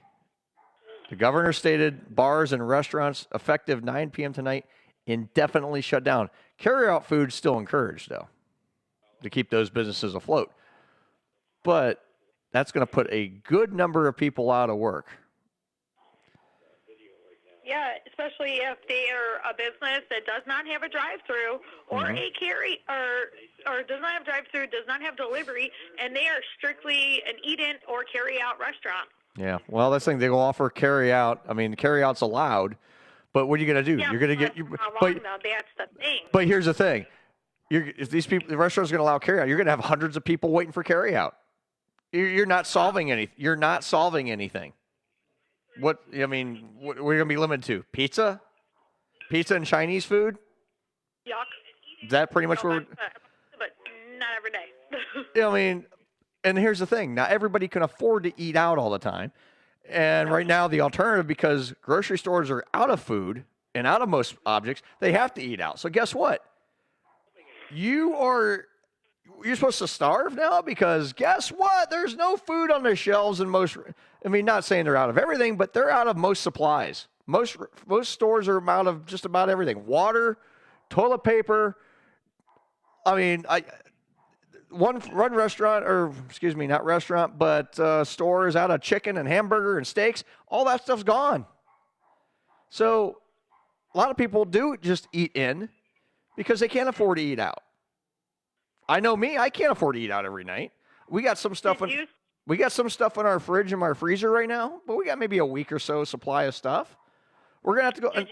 Go ahead. I'm sorry. One store has had to hire a armed security officer to guard their employees stocking the shelves and their shipments that had come in on the truck, because people were trying to bum rush the employees for supplies. We were watching last night on Live PD. Okay. Hey, hold on, Eric. Let me get my thought out. Then it's all you. There was a last night. Lori and I were watching Live PD, and it was live last night, of course, and they had to go to a Walmart to break up a fight over water. The cops had to go to a Walmart in Pomona, California, to break up a fight over water. This is how bad it's getting, folks. Over water. The cops were called. It was handled peacefully, whatever, but there was a fight between two everyday ladies, two moms, fighting over water. Oh. Yeah. And you're hearing more and more about that. Things like that happening because stores are running out of supplies. And then when they try to restock, people want to be trying to injure employees in the process to Right. get at it. Exactly. And armed security officers. Exactly. Now, Eric, go ahead. I apologize. Go ahead with your comment. No problem. I didn't work Friday, but people were telling me that it was Black Friday all over again. It was Black Friday all over again. Customers were pushing, shoving. Mm-hmm. Literally, we had pallets on the floor that were shrink wrapped. People were literally cutting into the shrink wrap and grabbing cases of stuff that wasn't even stocked yet. Right. And that's the thing. Everyone's, I mean, now, how much, like I said, everyone was panicking before. Welcome to mass hysteria time, folks. People panicked before. How much worse is it going to get now? I'm going to say a lot worse. I don't want to be anywhere unless I have to be, just because of this craziness going on right now. As soon as that announcement came out today at 3 o'clock, I mean, it was already suspected it was going to happen because people were talking about this morning. The governor went on Meet the Press this morning and stated it was a thought process. They were going to shut down bars and restaurants. Well, guess what? Everyone kind of read between the lines and knew it was coming. 3:30 this afternoon, the governor announced today that the bars and restaurants are closing indefinitely starting at 9 p.m. tonight. Guess what, folks? Thank you, Governor Dewine, for creating mass hysteria. You want the National Guard, all I say is they better get them deployed now, if they haven't already. Ohio National Guard better be deployed soon. People are going to flip out. They already are flipping out. People are out of work. Nope. Can't go buy any groceries. The only thing you can do is order out after 9 o'clock. And not everybody can afford that, especially people going to be out of work now. We're going to have hunger on a mass level here, folks. People can't afford it because they're going to be out of work. People can't afford to eat out. They're going to be out of work. People can't afford to go to the grocery store because, well, it's not so much being afford that. They can't get items because all the damn people hoarded. The stores were not proactive early enough and didn't limit people. They're starting to limit people now, but they weren't limiting before. They didn't care because you know what it was? Greed, money. Guess how much money we're making? Well, and the problem is they stopped. They stopped limiting. Yeah. Where I work, they did it for about a day. And I went into work yesterday. I'm like, are they still limiting? Nope. Greed. I'm like, what? It's greed. You know, and that's the thing. I know. It's all about money. No, I wasn't saying what to you. I was just saying, like, you know what? why and not did that they do it for a day? And not that I'm knocking your company, but I'm ashamed, and I will probably never shop at your store again. No offense to you, Eric, but I won't because greed. Once this is all said and done, why am I going to give that greedy ass company a dime of my money? Not for a second. Yeah, I know. I mean, that's just kind of how I feel about it. I mean, that's where I'm at. I'll support the local people. I'll support the local companies, the smaller stores, the local change. That's what I'm going to support because they're not thinking, oh, let's not limit people. Even the big box wholesale store I shop with, I'm done with them. That's just how I feel about it. Just because the fact they didn't limit people. All these people here, oh yeah, if someone wants to buy the whole store out, yeah, go for it. It's come on, folks. Am I overreacting? Probably a little bit, but you know what? I'm pissed off. I'm pissed off over this whole thing. There's good people out there that don't have things. They have the money to purchase things, and they can't now. Then now this whole bombshell, hey, a good amount of our service industry folks are out of work now. That make minimum wage, well below minimum wage, I might add, plus tips. But we're going to extend unemployment benefits. Great. You're going to get 2/3 of your below minimum wage rate. We're not going to include your tips. I don't know how that works because I've never had to worry about that. Does anybody out there know how that works exactly? What are they going to do for the tipped employees? Is it based on that too? I highly doubt that. I hope I'm wrong, but I doubt it. This thing has absolutely gotten to a point now, I'm just so ashamed. I'm ashamed of I understand the governor's thinking. You know, the state of Ohio elected this man.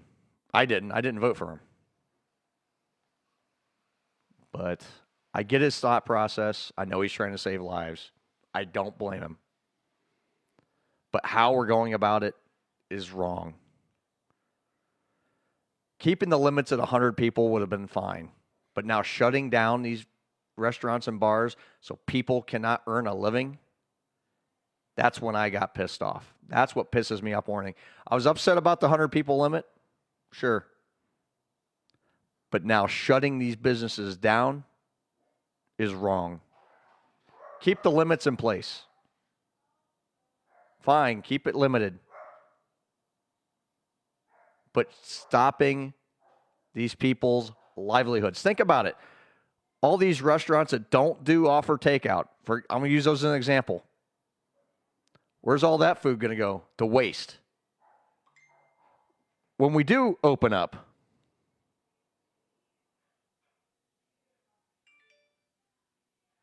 thanks for the comment, Eric. Appreciate it, buddy. Good comment. I'm not going to say it on air because that's between you and me. But, you know, how about all the food that's in these companies' stores here, basically? All that food's going to waste. Can't even give it away because not everybody offers takeout. Now everybody offers carryout or delivery.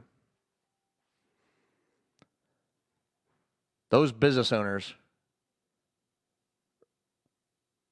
they're stuck dead in their feet. I mean, they can't even make the money to reboot themselves when they can reopen. Hopefully some of these businesses are smart and have some money stashed away. But being a business owner, small business owner, I'm so irritated by this thing, it's not even funny.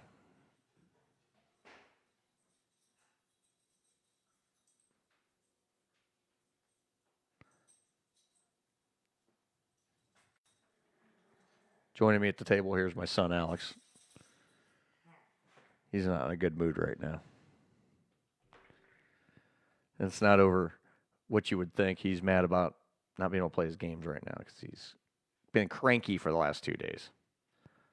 Just think, buddy, you got to sit at home for 3 more weeks at least. Feel bad. I feel bad for the kids because the kids that, well, I'm bored too. That's why I'm doing this. Oh, this is not the time, Alex. I'm live right now, pal. Jeez. Anyway, I'm going to stay on until about 8:30. Then I'm going to end the thing at about 8:30 here. Before my voice absolutely takes a crap. We're going to end the stream at about 8:30, which is about 17 minutes from now. We're going to end the stream. Well, my clock is wrong. The clock here is, I didn't change that clock yet. But we're going to be here till 8:30. Yeah, looking at that during the show on Friday kind of threw me off a little bit at first. Yeah, because I didn't change the clock yet in the studio yet, but I've got lazy on it. I'm going to fix that here. In fact, when I get done, I got to send some files out, meaning I got to send an email to you, Eric, because I got to send you everything over from Friday, too. So I'm going to try to do that tonight. Worst case is I'll do it tomorrow, but I'll get it out tonight or tomorrow. But I don't remember. Did you ever send me a new promo, too? no, I got to record that, dude. With work and the way my schedule's been the last 2 weeks, I haven't had time to sit down for 10 minutes to do it. I've had time today, but then this whole breaking thing happened, and I would have done it now, but I figured I wanted to get live and do a Facebook Live here and do this, and we're going to take another call. Another caller's calling in. Let's see who we got here. Let's see who's calling in. Hello? Hi there. Hello, who do we have? It's Dale. Hey, Dale, how's it going? All right, let me turn this down. All right. I don't want to be, I've got him online here, but let me turn that down. All right, so go. It's not Go ahead. backing everything up. Who is this? This is Earl. Oh, okay. I didn't know if somebody else answered or not. No, it's me. I'm doing all the answering and all that. So, hey, obviously you know what's going on. Give me your take on this whole thing. Oh, it's crazy. Absolutely. I think the smaller restaurants that don't seat 100 people shouldn't be closed, but I can't say I can't say I disagree. I totally agree. I mean, smaller restaurants, folks, people, things under 100. I think they should have just kept that in place. I think we'd have been fine. By shutting down these restaurants that, this is going to create more of a mass hysteria type thing now than, people were panicked about groceries now. Now you're shutting down restaurants. Sure, you can get delivery, but not everybody can afford to order out food. You can't get nothing at the stores because the stores are out. This is so freaking stupid. I mean, the governor's like, oh, we're going to try and help out as much as we can. And all these people out of work, they're, able to collect unemployment, but that takes a while to get. Right. That's not like you're going to get it tomorrow. This is going to take a while to get that in place. So, I mean, and then you get the people like bartenders, for example, who earn a living as bartenders. They make well less than minimum wage, and they rely on their tip money. So is the Right, is the unemployment going to be based on their below minimum wage pay? I'm pretty sure that does. So what are these people going to probably get? 70 or 80 bucks a week? Yeah. I mean, exactly. and they expect you to live on that? Not in this economy. Not the way Nope. things are today. And now you're And that's how the bartenders get $4 an hour. right. 5 if they're lucky. 5 if they're lucky. You're right. 5 if they're so they'll lucky. get half of that, so they'll get $2.50 an hour. Yeah, at They 4. go by the amount of jobs they had or Sure. Mm-hmm. the length. Exactly. And I feel bad for them folks. And it's my God, it's insane. Absolutely insane. Well, you're going to slow down at the bowling alley, I'm sure. Oh yeah, no doubt. I mean, we're going to have to cease our food and beverage operation. So And the bar. and the bar, so we're going to be, not be able to sell anything there because I was watching some of this conference a little more, and of course, the state liquor control is going to have to get involved and enforce this. Unfortunately, Right. because Unless you guys put it in to-go containers, I mean, they're in cardboard boxes or cardboard things now. right. Mainly, you guys don't use, plastic plates and silverware, so they may allow that. I don't know. Your Yeah. snack bars. Well, I mean, we'll have to, because right now the way the way the thing is basically set out right now, anytime any type of eat in is prohibited. So anything we would sell would have to be taken out of the building. Period. So I mean, we aren't even allowed to, we ain't even allowed to sell, chicken fingers. And say, okay, go down to your lane and eat it because you can't eat it on site. You have to leave the building with it. So I mean, Is that what they're saying? that's basically what they're saying. Any type of food that serves, you cannot serve it and eat it indoors. You have to take it out of the building and leave with it. That's what they're stating now. I mean, that's the way the Take it home or whatever. take it home. You can, that's you could do a takeout thing or a delivery thing, but you cannot serve any food where people are going to sit down in your establishment and eat. That's what they're stating, and that's gonna kill even us, in the bowling Did you business. hear anything about the schools being closed the rest of the year? I've heard rumors about that. I've heard rumors. I was watching the feed from the live conference through. The governor said something about that? No, he didn't say anything, but there was. I was watching the feed, and they had a graphic up that stated schools could be closed longer, but the governor didn't state that. I don't think. So I don't know. Somebody said he did. That he said he was just closing for the whole year. I that's the thing. I don't know. I haven't heard anything about that. I'm going to rewatch this conference here tonight and see. But I've heard there's been a lot of hearsay anyway, especially with social media the way it is today. I've been saying this all along. Right. With the way the social media is and the Scaring mass, the hell out of people. they scare the hell out of people, especially with the social media and the national media. They're so intertwined now. It's national media will pick up on a social media story and run with it like it's real news, and that's a shame where we're at in 2020. Exactly. I'm so glad I got out of the snack bar at the bowling alley. Right. I really am. Yeah, I know you. I'm working in security now, and I'm happy. I'm working, 32 to 40 hours a week. Good, at least Dale. 32 hours a week, and That's good. That's good. paying more than I got at the bowling alley. Oh, I believe it. I believe it. Plus, I'm sure it's a lot less stressful than that company was. And you know what's funny? I was there 3 years. I gave him 3 years of my life. Oh, sure.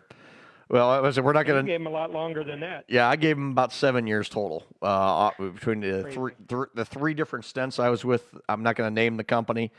Correct. The three stints I was with them, it was about a total of 7 years. And the last time I was there, I put about 2.5 with them, and it was a bad situation. When I left of my own accord, and I was happy to do so.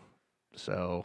Well, and they all are saying that where you're at now is going to close down, but that's not true. No, it's not true. No, I mean, there's been some rumors, but what I can say is what I've heard from the folks that run our business is that they have worked out the situation, so we're going to be okay. We're not going anywhere.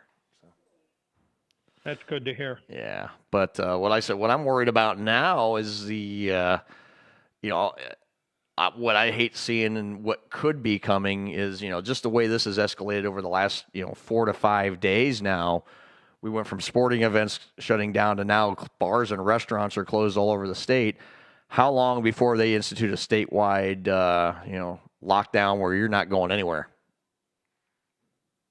Well, you can go get food to go. You can go to the stores and grocery shop, but they may make you quarantine everybody, but I can't see that. People have to go to work. Yeah, I know. But, that's the thing. They're already shut down the bars and restaurants. What's stopping them from doing any more? I mean, I hate to say it, but I see that coming. I hate to say it. The problem with going to stores or grocery shop, well, there's nothing, there's nothing in there right now. So picked over. Yeah, they're so picked over now. There's nothing. Well, right now, but they are filling them up, and the truck drivers are trying to get the food there, and they're trying. There's still some stores have. They're working. I mean, they are working. Most stores are working on it, and I am very proud of the efforts those stores are doing. What I'm disappointed in is like some of the bigger box stores that didn't start limiting early enough, and that hurt a lot of people. Or they stopped limiting because it comes down to the almighty dollar. Let's be greedy here, and let's. Well, most of them that were open 24 hours, 24/7, are now closing overnight so they can sanitize and clean, and I like that. Me too. I'm very happy. I'm very happy they're doing that. I'm glad they decided to do that. But I used to shop all night, but now I can't. I understand because I worked late, but I understand. So I'm just going to have to go in the daytime when I can. Exactly, and like I said, I'm just worried. This whole thing with the bars and restaurants. I mean, I don't know what the percentage is in the state of Ohio with the service industry. I don't know what the percentage of those folks are as far as the whole population, but that's a huge number of folks that are out of work right now as of 9 p.m., And just think of all the cash only, the bartenders at these smaller bars. That, exactly. Just got cash, like you said, the tips, and they weren't really on the books. Exactly. And, you can't claim those. You can't say, well, here's my income. Well, you can't, it's not on the books, so you can't claim it. So guess what? Supposed to, but they don't do it. A lot of companies don't. Right. A lot of smaller bars don't do it because they're, like you said, they're cash only tips. There's some bars I know too that don't even take credit cards now. They're strictly cash only. So it's, I feel bad for those folks. And I mean, everyone's going to be hurting here for a while. I mean, and we don't know how long. I mean, I've been reading so many different comments. I tell you what, my personal messenger, I probably have about another 30 or 40 messages to go through. I've been kind of going through these here since I started this live feed a couple hours ago. People writing me, they don't want to say anything publicly, but they're writing me privately. Close till April or May. Mm-hmm. They say this don't peak until end of April, 1st of May. Right. Where if you get your exposure, and then what gets me though is I'm just not seeing the sense of calm here in the governor. I mean, what I'm seeing, the governor he's not really giving us that sense of, hey, it's going to be all right. Hey guys, the sky is falling. I mean, that's what I'm seeing. Me too. Yeah. I mean, is this something that if you get it once, then you're not going to get it again? Or that's the thing. That's the thing. I don't think they even know. But, here's the thing I have seen. I saw an article yesterday on Yahoo News over in China. 70% of those folks over there that did get it have already recovered from it. So. And they did not, there's no national emergency there. They have dropped it or whatever, and they're back to work, and things are opening up again. Yeah, because what I hear, because it's running its course there. Here, it's just hit the States. So, and the numbers here, I don't know. I mean, the way I'm looking at it, and this is just me looking at it in the grand scheme, I'm not seeing the numbers that are justifying what they're trying to say. According to the director of health here for the state of Ohio, matter of fact, the lady on here, she's acting like everybody's going to be in the this Dr. Amy Acton from the the director of the Ohio Department of Health is acting like everybody's going to be in the hospital within 6 weeks. I mean, that's how she's acting about it. She's not exactly giving us anything to calm down about. She's getting everybody riled up, this lady. I'm sorry. There's just... it's just getting stupid. There's no sense of calm. Sky is falling, folks. The sky is falling. It's falling. It's coming. You know, it's stupid. I think we've gotten to a point now where if you're gonna shut down, you know, shut everything down. Let's just quarantine everybody and let everyone stay at home. But you know that I don't know. Can't do that. You have to have food. I know. I mean, I know what you're saying. Yeah. We didn't, I know. prepare for this like we did. Remember 2000 when they thought everything was going to, crash? Yes. The new. All the Y2K. 20 yeah. Years ago? Absolutely. Y2K. Yeah, exactly. 20 years ago. And thank God nothing ever came of that. But at least there was some preparedness. And we didn't prepare. We did not. No one prepared anybody for this type of thing to happen. Correct. Water or anything, and they're out buying all this stuff up now. Yeah. Trying to anyway. I mean, some people have some stuff stocked, but this thing's been in the news for so long now. I mean, it's been in the news for months, and and it's all kind of come to a head in the last 5 days. And it all started with the NBA shutting down. That was the beginning of all hell breaking loose. Sports. Yep. So the second the NBA shut down, everything else behind it started shutting down. Now it's just more and more and more and more and more. I'm waiting for tomorrow's developments. What's shutting down tomorrow? I mean, we've already shut down bars and restaurants today. What's coming tomorrow? Shut schools down. Yep. Schools. What's coming? And I think there's going to be more coming. Left? What is left to shut down other than stores, malls? Yeah. The malls are all open, and people are walking around the malls because they have nothing better to do. Exactly. They're going to close down our national parks so we can't go outside and walk. I'm waiting on that too. I mean, are we going to get to a point where martial law is established? I hate to say it, but I see it coming. I hate saying it. Stop. I'm surprised they haven't shut down the malls yet, because that's bigger than you're going to get anything else at a restaurant. But right. Hey, we'll leave the malls open so those people can get sick. Right. Oh, The puppy is so cute. Thank you. This is Lucky. This is my little miniature poodle, Lucky. It's my buddy right here. I think I've seen him on Facebook for you. Yeah, he's a good little guy. Well, it's 8:30. You wanted to quit, so I should shut up probably and let somebody else talk if you're going to. Yeah, I got another couple calls waiting on the line here, so I want to take those calls before I think I'm going to have to go a little longer because of the amount of phone calls I got coming in. So I'm going to turn you back up then on the. All right, Dale, it was great talking to you again. I'll have to get with you soon. I haven't seen you in quite a while. We got to get together soon. Get everybody together, the old gang. Yeah. Absolutely, we need to. That'd be great. All right, Dale. Talk to you soon, buddy. All right, bye-bye. That was Dale. I used to work with Dale at one of my old jobs. John Sensel's joining us on the line. John? Yes, I'm here, sir. How are you, sir? Fine. How are things in the wonderful state of Ohio? Apparently they've gotten a little crazier in the last hour and a half. It's gotten very crazy since 3:30 this afternoon. And, I've only planned on doing a very short video on this, but I've been on here for almost 2 hours by myself and talking to folks on the phone. And this has been one hell of an impromptu little show. This isn't officially a show, but we're doing a live special here and just discussing the events of what's going on here in the state of Ohio. The breaking news, of course, of the day is the Ohio governor has shut down, effective at 9 p.m., which is about 30 minutes from now. All bars and restaurants are shut down indefinitely here in the state of Ohio.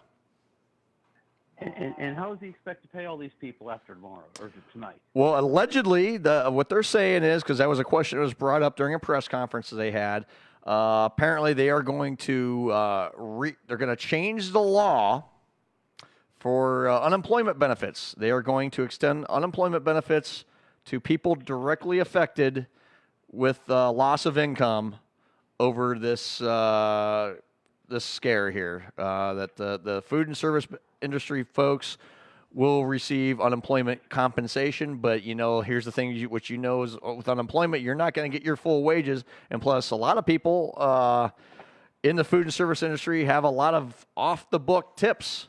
So guess what? What are these people going to get?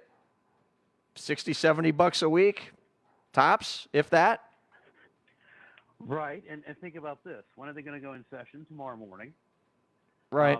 How long do you think that's going to take to pass? About a week. About a week, and then before people they're going to apply for this, and what's that going to take? Another 2 to 3 weeks for them to get their card and get money on their card? It's not going to happen overnight, folks.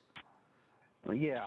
And the federal government said earlier today, I was on their press conference, that they're going to do exactly the same thing. And I'm saying they're going, well, they haven't even passed the bill yet because the Senate has been in session all weekend. Now, why not? I don't know, but right. You think they would be, considering this is a real state of emergency for our entire country here. John, I mean, what's the situation? I'm not sure what's going on in West Virginia. Is there any special measures been placed? I know there's been I don't think, have you guys had any cases yet? I don't think so. As of right now, and as far as I know, there are no confirmed cases of the virus here in West Virginia. The only state in the union not to have any. Yeah, so we won the championship. Yeah, you guys win. But you won March Madness, John. Because we can't have real March Madness. You guys win that March Madness. March viruses, yeah. But, in all honesty here, it's, so has there been any special preventative measures put in place by your government there at all or anything? Yes. The governor announced on Friday that they are closing the schools. Okay. For 2 weeks. Okay. In fact, WVU is actually closed. Not this coming week this week here is actually spring break week, but they're actually closed the following week, and all classes will be done online. So they're still going to operate, but they're just going to do everything online. Yeah. The high school, the public schools, and the schools are all closed till the end of the month. Okay. Yeah, so schools here, the schools here in Ohio are closed for 3 weeks minimum right now. They're saying even longer could be the way they're talking today. The way the director of Ohio Department of Health is acting, she's acting like everybody's going to get sick and everybody's going to be in the ICU in about 6 weeks.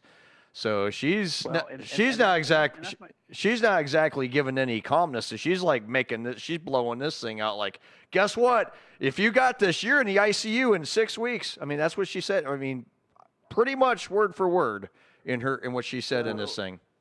As you guys were talking, I did a little research. 39 people were tested. Yeah. In West Virginia. 38 tests have come back negative. They're waiting to hear back. Pending. One pending. One test. Yeah, I saw that one too. But here in Ohio, there's 36 or 37 confirmed cases. There's still suspected 190 some they're still waiting on that they don't know. Here in Summit County, there's been a confirmed case. So, I mean, no doubt it's out there, but my God, what is the government hiding from us if they're that panicked over this thing? What do they know that they're not telling us, folks? That's my whole point. Yeah. Well, I'm going to give you a little perspective here because I actually do some emergency response, and actually here at where I work at, I helped develop the original plans for continuity of operations and pandemic plans and everything. Okay. And I worked with some of the health officials, both in the county and the state. Okay. I will tell you flat out, and this is not a knock on any one person or anything. Mm-hmm. Health officials, and this is just in general, they always think and they always try to engineer to the worst case scenario. Oh, sure. Okay. Understand that. Understand that completely. Oh, sure. But when you don't know what the scenario may be, don't assume that it's going to be the infinite case. Oh, yeah. Yeah. And and adding to that point there, John, the average layman person is going to hear that and they're going to panic even worse than they don't want, they don't want to incite panic, but here we go. Let's get this lady on here. People are going to hear that. Oh my God, the sky is falling. I mean, and that's what's going to happen. They don't want to incite panic. Forget panic. Welcome to mass hysteria. Yeah, No, and I think that's what Dr. Acton did. Yes. She spawned a very much a mass hysteria. Now you've got people that, I hate to say this, most of the general public ain't smart enough to understand what a virus is. Exactly. It's not an infection. It's a virus, and a virus thrives. And one thing that does it, and you know as well as I do, John, it thrives in cooler temperatures. Right now, we are still finishing up flu season, so we are in the cooler temperatures now. Give this thing a couple months when we get warm throughout the entire United States. This thing's going to go bye-bye. It should, in theory. It should. I'm sure there's. Go ahead. I'm sorry. Go ahead. I'll say, in theory, you're right, probably. Yeah. But here's the thing, and I'll tell you this from being a scientist, that no biological is absolutely 100% foolproof and will follow the rules. Right. You're right. You're absolutely correct there. So we don't know what this is going to be, but here's the thing. A lot of the cases have been, yes, there's been deaths in this thing. Absolutely. I will not dispute that. Mm-hmm. But a good percent, I think I've read somewhere, 86% of the cases have been mild. Very mild case of this. Yeah. What the people it's killing are the elderly and the health and immune compromised people. People with heart conditions, people with asthma, like myself, are compromised. Those are people with cancer. Anybody that has a compromised immune system is susceptible to this or any disease. Well, correct, exactly. And those are the people that the flu bug hits every year, typically. Yes. Thing is, this is a new disease. This is what everyone's freaking out. This is a new disease. So, you compare this to the flu. The flu's been around forever, okay? Mm-hmm. No one thinks about that. The flu kills more people than this thing does. No doubt. But the people know what people know how the flu is. There is a treatment for the flu. Well, there's not so much a treatment, but there's a vaccine to help prevent the flu. It's not foolproof, but there's treatments available. They know how to care for the flu. This they're still trying to figure out. But at the same time, is this probably treatable? Sure, I bet in time they'll have a treatment for this. Do we panic? That's where we're at now. We're panicking. Right, and here's the thing, Earl. What is this thing called? COVID-19. Yes, COVID-19. Okay, mind you, there have been 18 strains of this similar biologic. Right. Throughout history, or throughout measured history here. So obviously, this is just a mutation of one other strain, whatever it may be. Now, will the same things work on it that worked on, say, number 16 or 17? Who knows? We don't know. But, I honestly believe that, when we wrote these plans, we had our chances to implement these things. Right. Years and years ago. Remember when we had the bird flu? Oh, God, yes. The avian flu or bird flu. Yes, I remember that. The avian bird flu. How long ago was that? Bird flu was what? God, I can't remember. 2002? 5? I thought it was okay. 2000. Was it 2006? Because we had H1N1 in 2010. That was a swine flu, and that was bad. I mean that up again. But they never shut nothing down. Everyone still lived their lives. We have stopped living our lives. Food, people out of work, schools shut down. I mean, it's insane. It's right now. Here's the things I do know. Here's a fact I do know, is that they've told me, and I've confirmed this. They told me that there's factors that they use for contagiousness, mm-hmm. how easy it would be for another person to get the same virus. Right. For a typical flu bug, it's around 12. Right. Okay. Something like that. Sure. Now I'm going to preface this by the higher the number is basically the lesser chance that somebody's going to transmit this thing. Okay. Okay. The swine flu that you were just talking about mm-hmm. was around 4. Okay. Okay. This bad boy is at 2. Okay. This is why they're freaking out, because they're thinking that 1 in 2 people are going to get this thing. Right. That's why they're freaking out. Right. Because they're thinking that 1 in 2 people are going to get this coronavirus. But you look at the numbers. I'd love to see the numbers in China as to the percent of population and that have had it, Mm-hmm. and how many people have had it simultaneously. Exactly. Because we don't know. Say somebody got it in November 1st. Let's just say. Okay. Okay, they got it November 1st. Okay. Okay. They're in the hospital. They do their thing. 3 weeks later, they're out of the hospital. Right. Another person gets this virus and starts where this person was November 1st. Right. Now, did they get it from that person? Where did they get it? Where did they get it? We don't know. That's the thing. We don't know. We need to know the origins of the bug in order to find what the solution may possibly be. Right. And, there's talk that it started with bats and then transferred to another animal and then transferred to humans. But we don't know. We know where it originated, but we don't know how, and we don't know the hows and whys and all. We don't know the whys or the hows. We just know where. Yeah, and a guess on the possible transmission. Right. Exactly. And that's what everybody's guessing. Everybody right now is estimating and guessing. Everyone's estimating and guessing. And what's killing us right now, John, is the fact, this is going to kind of go back into the media and social media thing. You got so many people talking about this on social media. Okay, so nobody knows anything, so they're giving their opinions. Okay, and then you got the national media on top of this, giving their opinions. They're not reporting the facts. They're giving their opinions of this thing. So of course, that's gospel for most people. Well, just remember the old saying about opinions in airports. Yep, everyone's got one. Just don't know where. Yeah, exactly. I know what you mean. And that's the thing. And here's the thing: if you're not sure of where this really is going, I like I've been saying, I preached this Friday night during our Friday night special. Was go to the CDC website. Hey, Holly, go to the CDC site. Go to the World Health Organization. Check out those sites. They are giving daily updates on where we're at with this virus.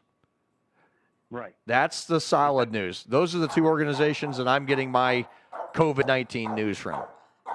I'm not getting. CDC first. Yep. Because CDC, we actually have a branch here of the CDC, and that's where I've been getting some help here as far as my data. Right. And check them. They have the actual numbers. They're trying their best. Right. To give you the accurate numbers. Right. The World Health Organization is going to give you the overall picture. You're right. I will tell you in both cases, though, these people are bureaucrats. Oh, absolutely, they are. PhD, they may have an MD, but they're still bureaucrats. Right. When it comes down to it. Oh, yeah, absolutely. You're not wrong. You're not wrong. Now I will say this.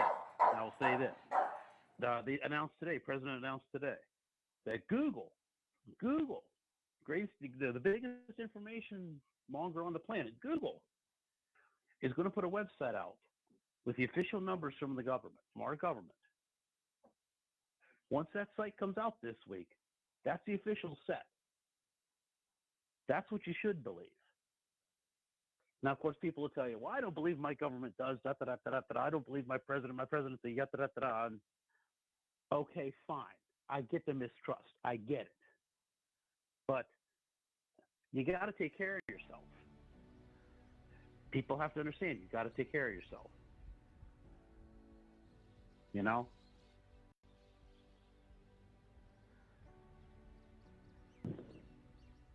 Still there?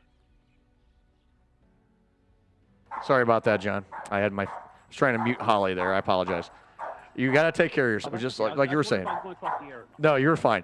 You have to take care of yourself. You have, and here's the thing. They've been preaching this, and here's the thing. It's common sense, folks. We're in the middle of flu season anyway. Common sense. Wash your hands frequently. Try not to touch your face. I've taught myself touching my face 100 times a day. But after I'm done, of course, I do this in flu season anyway. I'm going to wash my hands. I'm going to use hand sanitizer. Come on, folks. Common sense here. And they preach it and preach it and preach it and preach it and preach it. That's great. But now they're saying it again like it's something new. Like, oh, my God, wash your hands. No kidding. Come on, folks. This is what we've been doing. Exactly. Common sense and use your own brains once in a while. That's the thing. Common sense has gone out the window right now. Forget common sense, forget common courtesy and common sense. Those are the two things that have gone out the window. And the way I was looking at it, and the way I look at it, hey, you know what? Use some common sense. Folks, if you're showing signs of any illness, especially right now, stay in. If you're not, live your life, do whatever. But if the minute you got any signs of anything here, get your butt back inside, call your doctor because of what's going on. Now they're telling everybody, oh, you know, the sky is falling, Chicken Little, the sky is falling, you know. And just the way the Ohio government is coming across here, that's how they're acting is the sky is falling. Because they don't have the resources to handle it. They don't, and they don't want to admit they don't have it, but they don't. They don't have these resources, and they're worried about that. Yeah, and you know whose fault that is, in all honesty? Mm-hmm. It's the Ohio State Legislature. Mm-hmm. It's the governors throughout history. It's the State Department of Health, and it's a ton of people. That's, you know, but here it is. It's not just Ohio. Most states don't have the money and can't be prepared for something like this. Right. So you know, you have to do the best things you can. Exactly. I hear you. You have to take a tiered approach at it. Right. Take things step by step. Don't panic. And right now, I mean, the way they're coming across, if you watch any of these conferences, John, they're panicking. They are panicking. Ohio certainly is panicked. Ohio is in a complete panic right now. The state of Ohio, the citizens of Ohio are in a complete panic. I'm not panicked. Yeah. I know I'm not panicked. I'm doing this impromptu program right now. I'm not panicked. I'm pissed. I'm pissed. This is my outlet to get my frustrations out, and and to help talk to all you folks out there that want to get your frustrations out. This is a chance for all of us to talk about it together and say, hey, you know what? Let's talk about this. I want to hear from everybody out there. So many people have commented, sent me messages. A lot of people of my friends have sent me private messages that they didn't want to talk about over the air. You know, they're talking to me about how it's affecting their lives. You know, and they don't want to share it publicly, which I don't blame them. But you know, a lot of people are worried about how they're going to be able to afford to pay their bills. Well, right, and that's the key. We still have to live life here. We still have to pay bills. We still have to feed ourselves. Right. We still have to have a roof over our heads, don't we? That's exactly the truth here. And you know, the way I'm looking at it, if they're going to shut everything down here, I'm sure as hell, unless the president puts out a thing, he better direct the loan and mortgage companies that, hey, you better have some loan forgiveness for folks because there's going to be a lot of people out of work. So. Well, did you watch the president earlier today? No, I did not watch the president. I was watching more on the local level with the governor of Ohio, Mike Dewine. Okay. Well, let me give you what the president said, and this is around 5 o'clock today. Okay, please do. Okay. But the Federal Reserve, first of all, lowered all the interest rates down to 0.25% to 0%. Okay. Okay.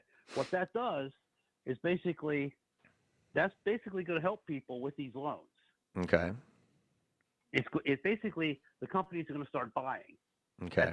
When you're in a 0%, it's like going to buy a car. Would you rather buy the 0 or 4%? Oh, I'll take the 0% in a heartbeat. Exactly. So the Federal Reserve did this emergency action so that people won't stop buying. Right. So that the world won't shut down.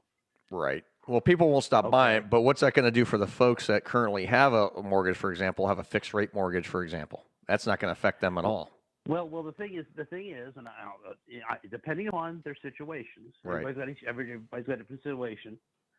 I'm assuming that these companies are going to have some forgiveness here. Oh, you're going to have to, and I hope they do because, you know, just the sake of, you know, I don't know how my business is going to be affected. I don't know yet. We were still discussing that earlier tonight in a text. We were talking about what was going on, but we're still trying to ascertain how we're going to have to close down the bowling leagues for the rest of the year. Exactly. We don't know. We don't know because everyone people are going to want to come bowl if they can't drink beer because you can't sell beer in the state of Ohio right now. You cannot unless you're. And here's the thing, especially with bars and restaurants closing. You think there's a lot of mass panic now? Christ, you go to because right now there's no Sunday liquor. I can tell you tomorrow, the beer and liquor stores are going to be wiped out tomorrow. Guaranteed. Oh, yeah. Guaranteed. Because you can't go to the bar anymore. So they're going to go to this grocery store and they're going to buy all the beer and liquor up. And guess what? Oh boy, look out. Yeah. Acme and Big Bird and all those places, they're going to be, they're going to going great guns tomorrow. Oh, I'm sure they are. Because like I said, liquor, no Sunday liquor today. But, you can buy the beer. But guess what? All that after tonight at 9 o'clock, in 9 minutes, bars and restaurants are done indefinitely. In 9 more minutes. And right. I'll tell you what the governor of California did, which I think was actually not a bad idea. Basically said, in all the bars and restaurants, reduce your capacity, your maximum capacity, by a half. That wouldn't have hurt anything because right now, a couple of days ago, the governor of Ohio put a 100-person congregational group together limit. 100 people or less limit. Now, and I think that's probably pretty reasonable in my opinion. And that's fairly reasonable, yeah. But here we are now, just 2 days later, bars and restaurants closed. I think that's what's stupid. You should have kept the limit in place. Fine. Let people use some judgment because right now our freedoms are taken away. Right. Now for instance, I don't know where all the now I'm going to ask a question because I know I saw a couple of cases in the county you're currently in. Yes, there are. Okay. Now, depending upon where they're at, maybe the restaurants in that neighborhood need to close temporarily. See, that's the thing. They haven't released where they're at in the county. All they said was the county. They did not release what city, what township, anything. They released, the only thing they stated was the county. Right, which means anything. And see, that's where I got the other problem is, well, okay, now wait a minute. Where did you find these cases? Right. Because let's say, just for example's sake, let's say somebody in your house got it, Earl. Okay. God forbid, but it's possible. Right. Let's say your neighbor across the street got it. Okay. Okay. There's my 2 cases. Now, obviously, you're right there in close proximity to each other. Right. I cordon off your neighborhood. Mm-hmm. I put a decontamination zone right there. Mm-hmm. We're done. Right. Nobody in, nobody out. Right. Right. Temporarily until it gets 2 people get over those cases. Right. Exactly. Let's be smart about this. Right now, I think by inciting, let's just shut down bars and restaurants, all you're doing is taking away. You're killing the economy. A. B. Mm-hmm. You're killing the fact that you're killing people's livelihoods. Oh yeah, sure, you can get unemployment, but that could take weeks to get for people. At least 2 to 3 weeks. At least 2 to 3 weeks, and then even especially with food service industry, like tipped employees, they're making less than minimum wage as it is, so they're not gonna get squat, and they expect you to live on that. Nope. How is that solving anything? It's not. And then it went from let's limit us to 100 people or less within a day and a half. Let's just shut shit down. That's what I have the problem with. Let's just shut it all down. Let's shut down bars and restaurants. But hey, here's folks. Here you go. You can't you can't work. Okay, you can't make any money. Great, but we're going to give you some assistance here. It might come in 2 or 3 weeks, but in the meantime, you have to survive. In the meantime, you have to survive. So, you can't go to a bar and restaurant, but go to the grocery store. That's what they said. The Ohio Lieutenant Governor, go to the grocery store. Get plenty of stuff at the grocery store.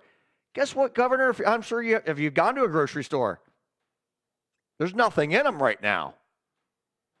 And then you got. I need teepee for my bunghole, and right. I've got no teepee. Exactly. And then you got people who, just order in and out. Well, if people don't have the money to order in and out, guess what? They're starving. So if they're going to shut this down, Better yet, if they're going to, if they're need to use the school. exactly, so if they're going to shut this down, they better get the Ohio National Guard sprung into action right now. Mm-hmm. Not in 2 days from now. Now, start helping people be able to eat. I know they're going to give out MREs. That's what they do. Fine. At least it's food. Get people water, get people food, and get people toilet paper.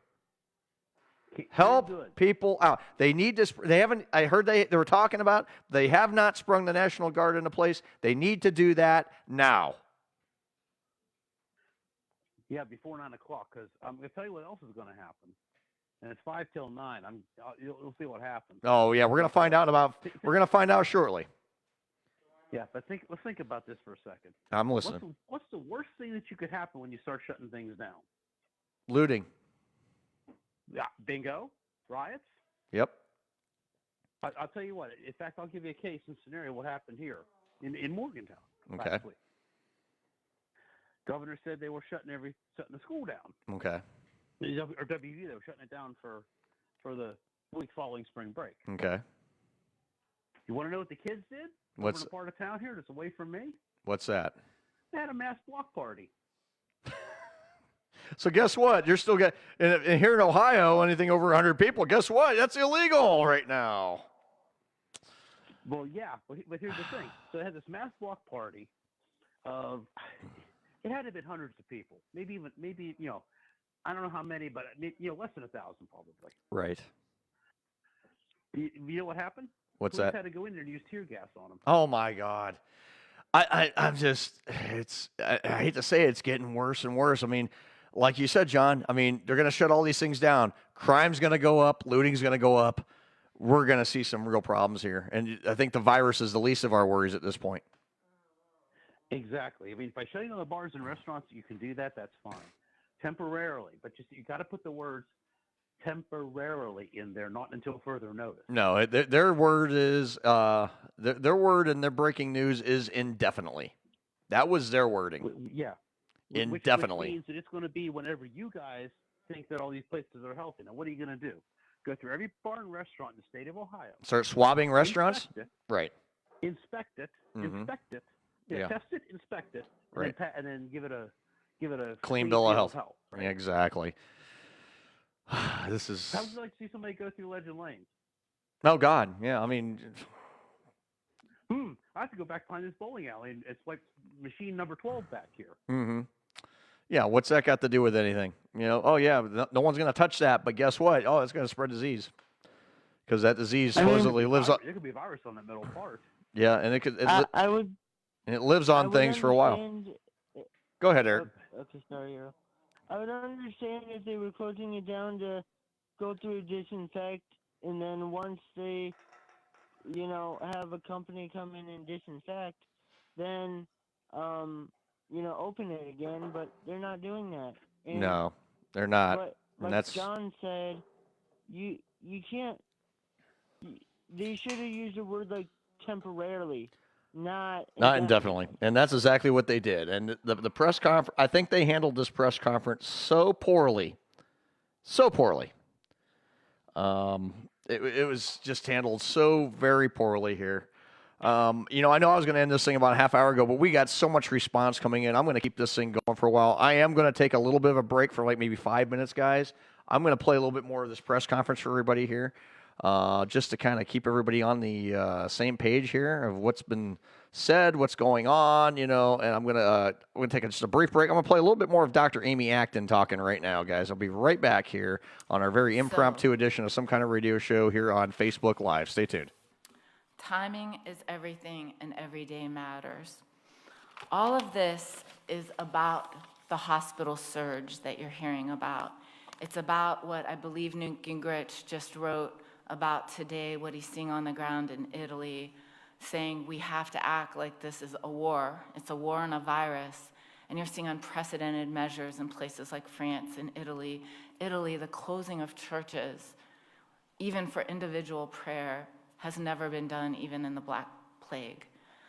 You're seeing stresses on systems that have modern healthcare systems taking the actions we're taking. The blessing we have is that every day we do more, we are going to blunt that curve.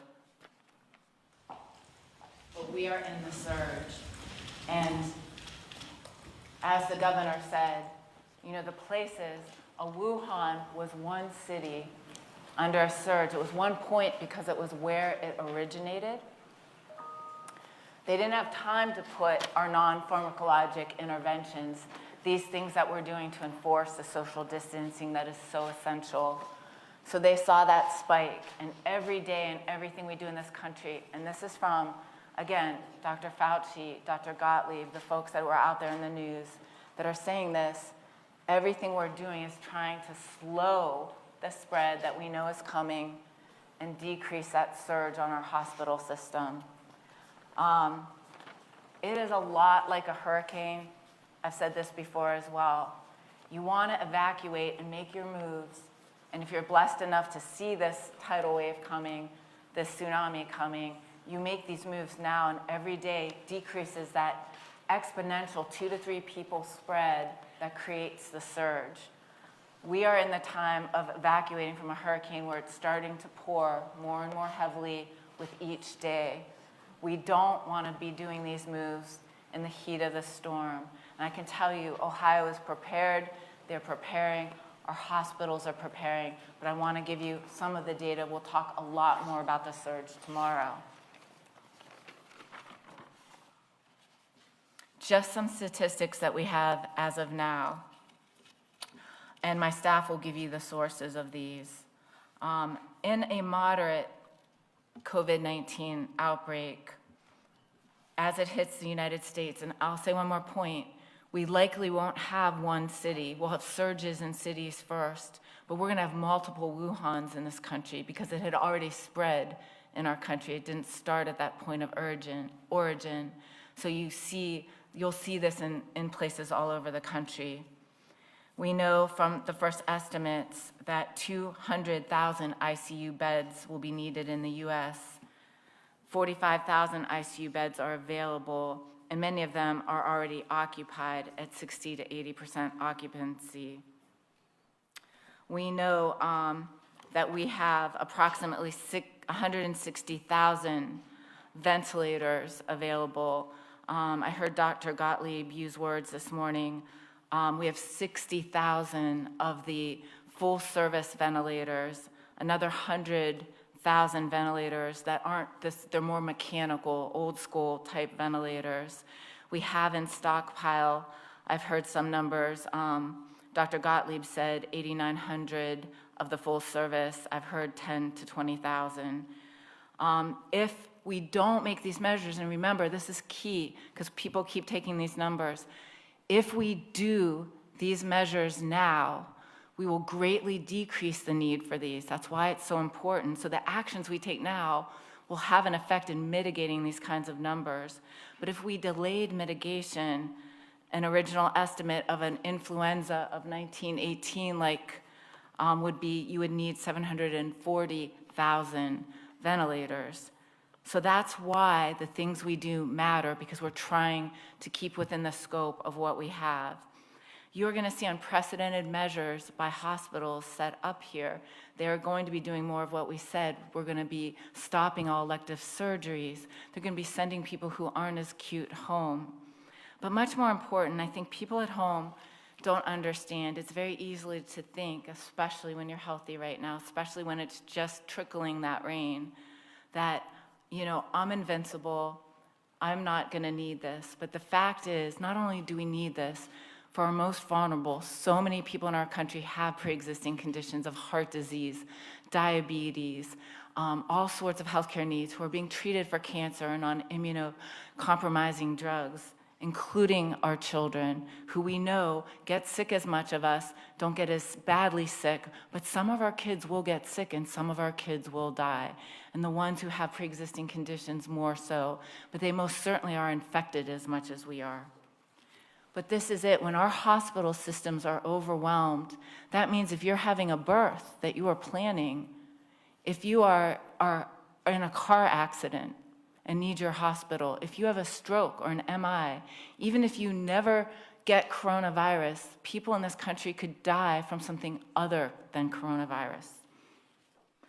It's so important. No These kidding, actions lady. we take individually are going to keep our nurses from getting sick. You're going to hear a lot about bed capacity. It's not All about right. beds. Welcome back, everybody. Our national, our National Guard and others This lady setting is up tents and things with beds. We need nurses and doctors. We need firefighters and EMS. Yeah, Can- she went after if the worst case People to scenario not said, be sick well, right those are the numbers, and that's the way it's going to be. And I'm like, She is whoa, so whoa, whoa, whoa, dramatic. wait a minute. Yeah, like, wait a minute here. Like, come on, lady. You're making this out like everyone's going to get sick and die. She's not stating that Yeah, exactly. maybe. She's stating it as fact. Guess is what's going to happen. You're Right. going to get sick and you're going to die from this. That's the way she's She's stating so it. dramatic. Just in the way she's talking, hear how dramatic she is. How dramatic is that? Yeah, I mean, it's like, we are in the end times. That's basically the way this doctor, this is the representative for the state of Ohio. Basically, she is the director of the Ohio Department of Health, stating that you are going to get sick and die from this. Your kids are going to die. We're going to need ventilators for everybody. I'm like, no, wait a minute. Exactly. And you wonder why people are panicking. Jackasses like this bitch here. I'm sorry. That's the way I look at it.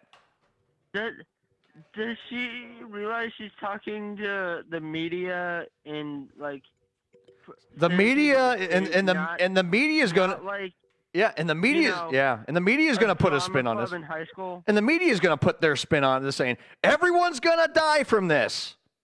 That's what the media is going to say. That's what they're going to take is her quote and read that as gospel. And guess what? You think panic's incited now? Oh, it's going to get worse, folks. Right. You just decided the whole state of Ohio. Now where I come from, and you know where I came from, Earl. Yes. I got 3 states within 10 miles Right. of where my parents live, right? Right. I got Ohio 3 miles to the west of me, Pennsylvania 2 to the east of me.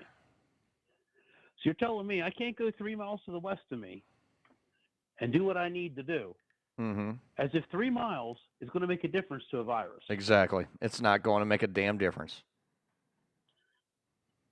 It's going to stop at the state line. Right. What?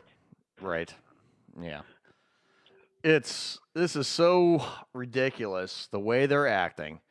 And I'm sorry, I understand they're being proactive, but you know what? They're actually overreactive. And the way this doctor is talking, this Dr. Amy Acton, she is quoting it like it's gospel. Your kids are going to die. Everyone's going to be on ventilators within 6 weeks. Everyone's going to be in the ICU. I mean, she's stating this as fact. She's not speculating. She's stating this as fact. That's what pisses me off right now about the state of Ohio. Well, and here's the other thing. I like to debate her fact about how many people are in the ICU right now. Oh, I'd love to debate her right now too, because I guarantee you it'd be one hell of a debate. Because I don't think that I can't believe that in the state of Ohio that there's that many people in an ICU unit right now. I can't believe that either right now. No, I don't see it. I just don't. But here's what's going to happen. All right. Because they've already said that there's 3 main symptoms to this whole thing. Yes. Right? A cough. Yep. A fever. Yep. And what was the third one? Sore throat. Sore throat. Mm-hmm. Well, okay. Let's see. I've got a fever. I've got a cough. I got a sore throat. Does that mean you got it? Don't know. Don't know. But does it not mean that you don't have a sinus infection? You could cold. Common cold, a little bit of the flu. Maybe. I mean, that's the thing. They're acting like the state of Ohio is blown. This is worse than the national government is stating. The state of Ohio is acting like, oh my God. They're acting worse than the state of California. Yes, this is ridiculous. I mean, they're acting as if everyone's going to get this, everyone's going to die, and that's exactly, especially this Dr. Acton. She is. I mean, this woman, is believe it or not, just acts like we're all going to die tomorrow. Well, remember what I said earlier about health department people always going towards the worst case scenario. Exactly. And that's what they're doing. And it's one thing to paint a picture of worst case scenario. She is making it as if it's gospel. Here is what's going to happen. And that is what's going to get people panicked. Right now we've hit, we're 10 after 9 now. Bars and restaurants should all be closed or getting closed up and getting out of there right now.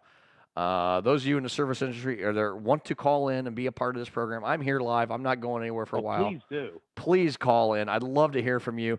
I want your take on this. 234-250-110. I will put you right on. I'll sit here about 8:30, but with the response I got right now, I'm a fool if I get off the air, because right now, this is serious business, folks. This is a game changer for all of us here in the state of Ohio right now, and I'm wondering how far along will other states follow suit of this. I don't know. We'll find out. Right. Like I said, I can't see that happening in West Virginia just yet. Right. Because we have no cases here. Right. That are confirmed. Yeah. Now I will say this. Now I'm sure, and I've had a couple of questions about this. Well, I was in November. I was kind of sick and whatnot, and I kind of felt these same symptoms. Right. Right. Could I have had it then? Possibility. But we didn't have the tests out then. Now, whose fault we didn't have the tests out then? Well, you could go around blaming multiple entities for that. Absolutely, we can. But there's no sense in blaming anybody, because no matter what you do or no matter what you say, somebody's not going to like it. No doubt. I mean, I'll tell you one thing, and I told my dad this numerous times. That I said, look, the one thing that I wish would happen, and this will be the greatest thing since peanut butter and jelly sandwiches. Okay, is that if Joe Biden, Bernie Sanders said, okay, we're going to do our debate tonight, but we're doing it from Washington. So we're going to stand by this president. We're going to ask him, how can we help this government? Right. That would get them so many votes. That would get them such good press, even though they may be helping somebody they don't philosophically believe with or in line with. Well, this comes to a time of where we, going back to like 9/11, we got to get solidarity here right now. We really need it right now. Yeah, there should be no such thing as Democrat, Republican, Independent, Green Party. It doesn't matter. Yeah, we're humans. We need to see some solidarity right now in this country and in the world, because right now we need it. And I just got a comment on our live feed here. One of our watchers right now in New Hampshire is restricting many restaurants, etc., to takeout only too. So we're not the only ones doing it now. New Hampshire is following suit. Well, everybody's following the line like sheep. Yes, and that's exactly what's happening. And one state does one thing, another state's going to do it, and another, and another, and another. Within a couple days, I think every restaurant and bar in the country is going to be shut down. Here in Ohio, the casinos have shut down as of Friday as of midnight. Those have been shut down. What's next? We're going to shut down Las Vegas? I mean, is that coming? I'm sure it is. I mean, just the way this is going. Actually, in Las Vegas, in Nevada, they've already told the people they're going to shut them halfway down. Anyway, they said that like 3-4 days ago. Right, but they haven't done a complete shutdown like how it is in Ohio yet. And you think about Las Vegas. I mean, probably 1 million people go through Las Vegas in a day. Easy. Oh, I'm sure. Easy. Yeah, and they're worried about 100 people here and there, and let's shut down a restaurant or a bar at seats 35. Or 40. I mean, come on. I mean, they're not thinking about the millions of people in Las Vegas, for example, or the big cities, or New York City, millions of people walking the streets. I mean, come on. And you're worried about bars and restaurants. I mean, that's the thing. I don't think there's, this is where Trump's got to step up. I mean, and I'm not saying he's done anything wrong. He's been really good about this. I know he's leaving it up to the individual states, but this is where the country needs to get some solidarity from all 50 states. And if we're all going to get on the same page, we all need to be doing the same thing. I don't know, John. This has just got me so infuriated right now. Well, yeah. It's well, I was going to say, in Las Vegas, the culinary union basically came out and said, okay, now wait a minute here. If you're going to do that, then how is there going to be relief for us if, say, we're not making the money we were? Right. Exactly. You're taking food out of the mouth of my kids. Well, that's what they're doing right now to everybody here in Ohio with the like I said, I don't know the percentage of people in the food industry, in the service industry. I don't have that percentage. Right. I don't know what that is, but I'm sure it's a hefty percentage of people. And you're taking food. I'm sure it is. You're taking food out of those mouths. How about the single moms that work as bartenders, support their 2 kids, for example? They're not just thinking about that. I'm going to send you something right now that I just saw on Facebook. Hang on a sec. Okay. All right. I'm sending it to your messenger right now. That's fine. I'll wait for it. I'm not going nowhere. Yep, I just got it here. Check that out. Let me open my phone here. Hang on a minute. Okay, I just got your. I just see you send an attachment, but I don't see the attachment. There it goes. There we go. My phone's just being slow. Mm-hmm. Okay, I'm opening it now. Hang on a minute, John. Sure.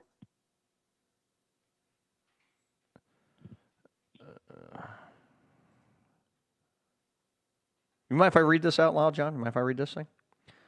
It came from another person that shared it. Shared it with me. Shared it on some Facebook that we both know. So okay, I'm going to go ahead and read it. I'm going to go ahead and read it. This is a thing going out right now. Okay, in light of Governor Dewine's order to close dine-in service across all restaurants and bars in Ohio, and knowing how fragile the SMB food service sector is, I'm calling everyone who has the means to a dine-out challenge. At least once a week during this quarantine, out for pickup, deliver your purchase of a gift card at local restaurants and bars. Then share the post on social media, tag the business, and include the hashtag DineOutLocalChallenge.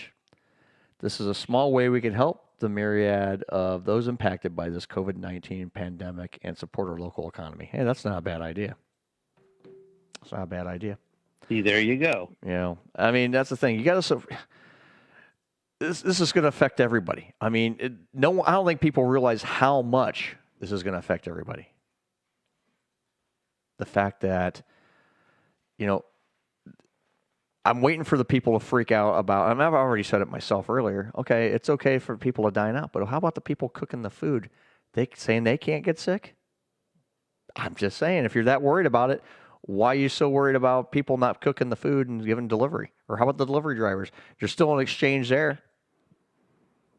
You're sometimes handing money directly. You can protect yourself pretty much. I mean, 90% effective. Right. But I'm just stating I'm playing devil's advocate here for a second. I'm just saying, what's to say it doesn't transmit that way? They're that worried about it. I mean, you got to have food. I mean, I'm glad they allowed to keep the keep all that stuff open right now. But what? I just don't see shutting down small small restaurants, small bars, where you got maybe 20 people in there max, maybe 30. What's that going to do? I mean, he put a ban of 100 or more. A lot of these places don't hold 100 people. I'm just saying, I mean, come on. What's the difference, folks? Now you want to shut it all down. Now you want to shut it all down. Like I said, we're past 9 o'clock. As of 19 minutes ago, bars and restaurants are now officially to be shut down, effective immediately and indefinitely. Carry out food. I don't know how they're going to enforce that, too. Yeah, that's what I'm saying. How are they going to start enforcing that? Are they going to start having the police going around, have the cops come down and shut you down? Like the police don't have, aren't they going to have enough to do? Now they got to go around and bartend, go check bars. Oh, hey, that one's open. Go shut them down. I mean, I'm waiting for that. Is that coming? What's the penalty? What's the penalty for these businesses? Is there a penalty? I want to know that. Is there a penalty if you don't shut down your bar? Is there a penalty if you don't shut down your small restaurant? What's the penalty? I'm about to send you a statement that I saw on Facebook from a local small restaurant. Okay, great. I'll be happy to read it. In fact, and also, Earl, just put some good news here. I've got some good news for us all. The National Football League just came out with a statement that says that they're going to start everything's going to start their football year on March 18th, which is next Wednesday. Okay. So the NFL is planning to everything to progress as per normal. Well, that's a good sign. I mean, that's one of the few bright moments of this whole thing right now. Right. So they're getting information from some place saying they can operate. Everything will be fine by July, August. Right. I mean, it's so obviously we're looking at a 2-month thing here, probably, or one. We're looking at least a 8-week thing. We're looking at a month for sure, man. Because right now, so schools are shut down for 3 weeks, effective tomorrow. Yeah. And it's question for you on the schooling. Yeah. How are your kids going to get their schoolwork?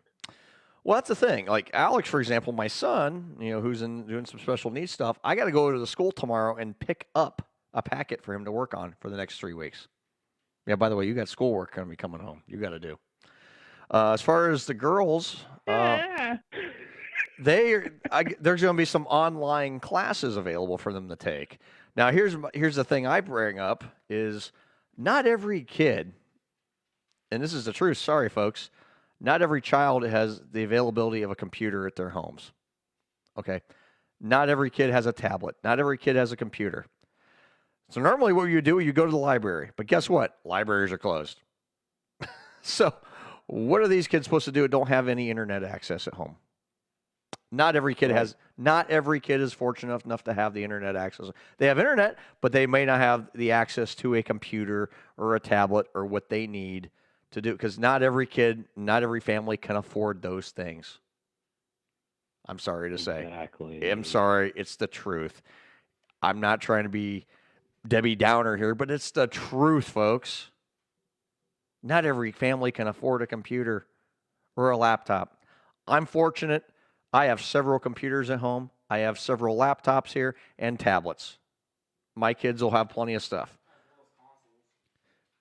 And maybe if somebody needs to borrow one temporarily, you can let them do it. Yeah, right. Exactly. But that's the thing. Not every kid can afford these things. Not every family can afford these things. Not every kid is privileged enough to have these things. There's a lot of kids and a lot of families below that poverty line are just trying to make ends meet. And a lot of those people, again, goes right back to being in the service industry. They're in the food and beverage service. Yeah. Typically, yeah. Because I have a lot of working in a supermarket. I have a lot of good friends that bartend for a living. That's all they do. A couple of them are single moms who take care of their 2 and 3 kids, and that's their source of income. That's all they got. Now they're going to be out of money for weeks and weeks and weeks until this thing ends. Sure, again, unemployment's being granted to everybody that's involved. But here's the problem. You're not going to get a check tomorrow. That's going to take weeks. Yeah, or are they going to put more people on it to push it through faster? Supposedly, but John, it's not going to happen overnight. No. And these people and a lot of these folks depend on, they don't worry about their hourly wage. They depend on their tip money. And again, a lot of it is off the books. Let's just being realistic here in the service, especially the bartender. Right. You cash tips for any waitress bartender. It's cash. It's reported money. It's not reported money. It's cash. And that's what they survive on. And of course they can't go and report these earnings because it's not provable. So guess what? What's that leave them with their below minimum wage job at maybe $4 and $5 an hour? They might get a half to 2/3 of that money. They're not going to make nothing. You know what they pay here in West Virginia? Hey, Earl, I just sent you a message. Okay, I got it. Thanks, buddy. Sorry to cut you off, John. No, you're fine. Go ahead. Oh no, you're fine, Eric. You're fine. You're fine. Go right ahead. I was just going to say the hourly wage that they have to pay waitress or bartender in West Virginia. Yeah. $2.35 an hour. Mm-hmm. Yeah. Now imagine only getting 2/3 of that money, and that's it. No tips. included. That's what people. Right. That's what these folks. That's what they're saying they're going to help folks with. Come on, how is that going to help anybody? Sorry, Governor Dewine, I know you're not listening to this program, but you, sir, are not in the scope of reality. He says he has an understanding of what this is going to do. Really? Do you? You're still getting your paycheck, sir. You're not affected by this financially. So, you know people in the industry. Are you helping those folks out that you know? I highly doubt you're cutting anybody a check. The reality is this. You're going to worry about, you're worrying about this virus. I get it. But what you really should be worrying about now is people going hungry. Because that's what's going to happen. So, sir, you need to get the National Guard going now. If you haven't, you need to do so. Because people are going to need help. And especially here in the next few days, sure, you encourage people to carry out food. But a lot of these people, a good percentage of people, aren't going to have the money to order carry out. And then the lieutenant governor of the state says, go to the grocery store. A lot of people are going to afford to go to the grocery store. A lot of these people on the service industry make money to pay for groceries. they make too much to get welfare assistance. So guess what? There's going to be a lot of people going hungry. So you better get the damn National Guard going and get them going soon. Hey, Earl, may I interject here? Please do. Thank you. I had just seen two postings that I find quite interesting. I mean, it's not bad, but they're good, and I guess. Okay, go ahead. For perspective. One is from someone that's like a manager, I guess, I'm assuming. It says, hello, friends. If you know anyone looking for work, especially during this time with restaurants closing and other businesses shutting down, I have a ton of openings at Gojo in Cuyahoga Falls and Worcester that are working 50, 60 hours a week. With Purell flying off the shelves, Gojo is trying to keep up with the production and needs all the help they can get. Please private message me if you know anyone looking for work or have them give me a call and give this phone number, and I would be more than glad to go over more details about the positions and get them in the process to start and be able to bring home a steady income with weekly pay and lots of overtime. And they can probably, and I just seen Aldi's is also hiring, and they're willing to start people in a day or two. That's great. And hire them immediately. That's great. All these locations.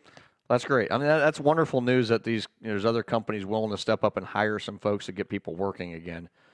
But this is still gonna. And there's gonna be some people that bartending is all they know. There's people I know that's been in this business and they made it a career. That's what they do. They wouldn't know how to do anything else. I'm just being quite honest.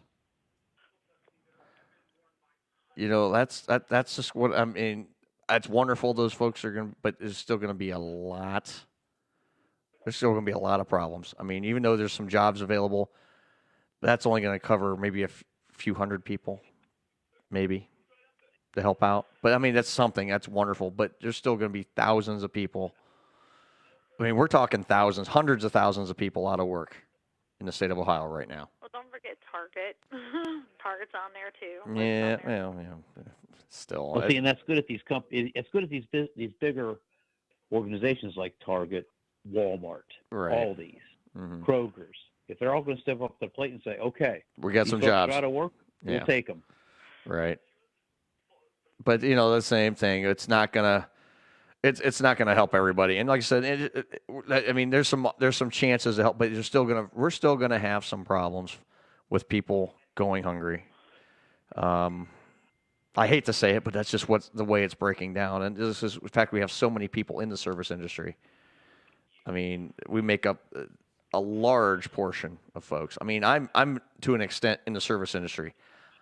I don't know how that's going to impact our business yet. I mean, I know we're not going to be able to serve food and beverage. It's just, I mean, just the way the writing of this whole order is coming down. I mean, with this, I don't know if that 100-person thing is going to come into play or not. I don't know. I don't know how this is all going to play out. I'm even worried for myself here a little bit. I mean, I'm going to be honest. I'd be full if I wasn't worried. I'm not panicked, far from it, but I'm worried. I've every right to be worried. But hey, Earl, I just did some numbers in my head, so it's kind of funny. Yeah, You'll appreciate this. All right. Okay, I got a full bowling league in your house. 24 lanes. Yes, sir. Assume 4 people per team. Okay, that's 96. How many people? That's 96, right? Yeah. Okay, I'm allowed 4 more people. Okay, that'd be the employees, so that'd be 100. Who's that going to be? Let's see, your mechanic, your desk worker, and now you can't have bartenders and food and beverage. That'd leave it down to 2 people. So you beat 98. And we got to assume Rich has got to be there to just make sure nobody's being stupid. Right. And here's the other thing, 99. too. And here's the thing. As a bowler, John, okay, as a bowler, how many people are going to go bowling if they can't go out and drinking? About half. About half. I have a phone call coming in. Let's see if we can take this call. See if we can add them to the line. I don't know who it is, but we'll find out here in just a second. Hey, this is John from Johnny's Diner in Hudson, Ohio. Hey, how's it going? Hey, sup, Good, John? how are you? This is Eric. Hey, Eric, how are you? Good, you? Oh, a little sad that they're closing all the restaurants, eat-in restaurants and bars throughout Ohio till further notice. Yeah, it's very disappointing. Very disappointing. Oh, I know. I think this is a lot of hype. I agree. But I guess they're gonna err on the side of caution. But I spoke to a lot of people in the medical that are in the medical field, a lot of nurses, and they said it's more hype. I agree. I mean, I've talked to doctors, and it's kind of the same thing. A lot of hype. But go ahead. I'm sorry, caller. No, it's a thing where the media is blowing it out of proportion. Mm-hmm. So it's Amen. going to be a rough go for a while. Absolutely, it is. And like I was saying earlier on the program here, you got social media and the national media is so intertwined now. The national media is so quick to promote a headline. They're not getting the facts, and then you get people on social media, and this is just common everyday folks, are going to look at a headline and take it as gospel. So it's all about sensationalism. It's not getting the facts out, and let's just be first to get this out. And I've heard I talked to a guy yesterday, and his numbers were ludicrous, and he's trying to say 25,000 deaths from this already. I said, where are you getting your numbers? Oh, I saw it on Facebook. I said, see, that's the thing. You're taking something on Facebook as face value. And that's what a lot of people, unfortunately, do in this day and age. They see it because they hear it. It must be true because it's on social media. It must be true. And that's the thing. And then you got the national media. If they see a number, they'll get some lackey looking for stories. And guess what? They'll publicize it as if it's national, if it's real news. And all of a sudden, guess what? It blows up. And it could, and the numbers are going to be so because you get this. The national media has their own social media, and of course they just let's promote headlines. Let's get it's clickbait. Right, exactly. And you know what?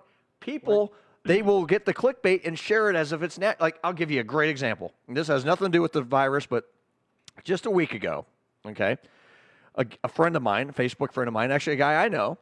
He posted a story. Oh, my God, I'm so sad. I'm so devastated. John Hot Rod Williams passed away from the Cleveland Cavaliers. Okay, guess what? Did you read the article? He's been dead for 5 years. It's like, dude, he's been dead since 2000. He's been dead since 2015. You're promoting this like it just happened.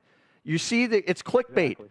And it's kind of, people do the same thing over everything, including this thing. Including this coronavirus thing. Right. It's clickbait. And what it's doing is people don't read an article anymore. They don't listen to people. They don't listen to they don't read, they don't fact check anymore. They look at a headline and that's what's happening. And this guy I talked to, 25,000 people have died from this thing already. Really? Where? I don't think there's 25,000 cases in the world yet. I don't know. I mean, I don't know. I haven't seen the latest number. How about 155,000? Okay, 155,000. Okay, but I don't think 25,000 have died. I mean, that's no. We haven't. What's been right now? 4% maybe. I mean, Right, three. Three? It's like a little over three, but a little over 3. Yeah. I think nationally last year we lost 18,000 from the common flu. Exactly. So exactly. And what it is with the hype. This is a new disease. It's something that it's an attractive thing to promote, and and what it does is two things. It gives the news media something to talk about. It's giving me something to talk about, and I'm not a fan of talking about this stuff, but I'm just so infuriated. I want to talk about this right now because I want to talk common sense. I don't want to sensationalize this. I want to talk about, let's talk some common sense here, folks. Come on, I agree, and I'm glad that you're getting the word out. And we need to talk common sense here. It's to a point now that everyone's just going to sensationalize this. Let's stir a panic. Let's make everyone freak out. Now, with the way the governor and this Dr. Acton from the state we're talking, this doctor is promoting this thing like everyone's going to die. Your kids are going to die. That's what she stated earlier. I played it right here on this program. Everyone's going to die from this. In 6 weeks, everyone's going to be in the ICU. Can we? Right. I don't think that's not even close. That's not even close, lady. And you want to talk about let's not panic? There's your panic coming from the state of Ohio and the governor's office today. Well, I heard rumblings of them having a 2-week quarantine throughout the United States. Mm-hmm. So maybe they're laying the groundwork for that. Maybe, and it wouldn't be a stretch for that to come. And if it does, right. All I know is they better get the Army and the National Guard out there and help some folks out right now, because we need to start getting the groundwork laid now. If they're going to stop this thing, let's stop it. Let's not play around with this. Right. Let's quit playing. Exactly. Let's stop doing this little nanny panty state to state bullshit. Let's do this as a national entity, and let's stop this right now. If you're going to stop it, stop people from coming in this country. I don't care who you are. If you're stop people from coming in for at least 2 weeks. Stop the flight. Stop travel. If you're that worried about it, stop traveling across the country. Put it into air travel right now. Right, I agree. If you're good, do it. Oh, okay. In the last few days, John, for you with your business, have you noticed when you go, shopping for the products, have you noticed a lot less on the shelf? Absolutely. That you need? Absolutely. Mm-hmm. People are out there, bum rushing to get toilet paper, eggs, bananas were gone, strawberries were gone, all kinds of breads. Yeah. So I see that a lot. Mm-hmm. But, hopefully this will end quick, because I hope so. a lot of small small mom and pop businesses won't be able to sustain themselves for very long. No, not at all. And I think about, I'm really thinking about like some of the bar people, I know a lot of people in the bar industry, and, a lot of those, and I know a lot of single mothers out there that are good friends of mine that are, they're single moms trying to raise their kids, and all they do is bartend. And now they're out of work, and they rely on their tip money. Well, guess what? The state's going to say, okay, yeah, we're going to give you aid, but we're going to base it on your less than minimum wage position. And, based on your 40-hour a week, we'll give you maybe half to 2/3 of that. So, yeah, you might get $50 or $60 a week to live on. So there you go. But like I was saying earlier in the show, the Friday was equivalent to Black Friday. Oh, indeed. But I bet you got plenty of TVs in stock. Oh yeah, Black Friday with no TVs. Yeah, Mm-hmm. I mean people were fighting. They were literally cutting shrink wrap off of pallets to get cases of toilet paper and other stuff. In fact, somewhere around, I want to say the Costco that's around Cleveland Heights, there was a fist fight today. Mm-hmm. Yeah, my daughter was at that. Yeah. Oh my God. Yeah, I was watching. I was saying earlier in the program, I was watching live PD with my fiance last night, and out in Pomona, California, at the Walmart, there was two, soccer moms basically going at it over a case of water. And they had to call the cops in, and, they're trying to get these ladies to calm down. And they got them to calm down. They were very civil. They civilized, after the cops came, they got real civil real quick. Like, oh, yeah, crap, we're acting like fools. And even the one mom goes, oh, my God, I'm acting like a crazy woman over a case of water, So what was really nice, and this was a nice gesture, the one mom offered to buy it, and they split the case of water. So, it was nice, but it's like people are going to start getting crazy. John, who's on the phone with us, made a very good, valid point with all these things shutting down. You're going to start, are we going to start seeing looting and crime? This is all going to start happening because if there's no supplies out there right now and there's no money to be made, you're going to start seeing crime go up. And I think the last thing the governor's worried about disease, you need to start worrying about crime and hunger right now. So if you don't have the Ohio National Guard needs to get in action now. If they're not already, they need to be now. I want to just let you guys know this before we wrap it up, but I have a gal that works for me. Mm-hmm. She is part of the Army Reserve. Mm-hmm. Her superior officer told her on Saturday that she should plan to go out tonight and buy at least 2 weeks worth of food for her and her family. Right. So that's coming from her superior officer. Yeah. And then I saw a text that was sent to my daughter's boyfriend who was in the Army, Army National Guard, and it was the same theme. So something's coming. Yeah. We got to be prepared. Absolutely. And hopefully cooler minds will prevail and we will come out of this as soon as possible because I know it's hurting my business. Absolutely. We lost half our sales last week. Yeah. I'll tell you, it's and now this. Right. So. Right. It's kind of crushing. Well, I'll tell you what. Anyway, guys, I really appreciate you having me on. Absolutely, and we're all thinking about small, such as yourself. Our prayers are with you, that you get through this all together. We all got to stick through this together here, and especially guys like yourself, small business in the food industry. We're definitely our thoughts and prayers are with you, sir. Well, thank you, because we're all in it together. Absolutely. And thank you for having me on. Thank you so much. Absolutely. You're welcome to call in. Anytime we do one of these, you're welcome. Absolutely. Thank you. Thank you. All right. We'll talk to you soon. Bye-bye. That was a great call. And, I'll tell you what. Thanks, Eric, for setting that up. Appreciate it, buddy. No problem. That was awesome. Thank you. And, we are a little over, we're over 3 hours into this show right now, and we're still going strong. I think this is the first time, in all honesty, I've ever sat here by myself and gone for 3 hours and talked on the phone with folks. This has been great. But I wish the circumstances were better, of course. I hate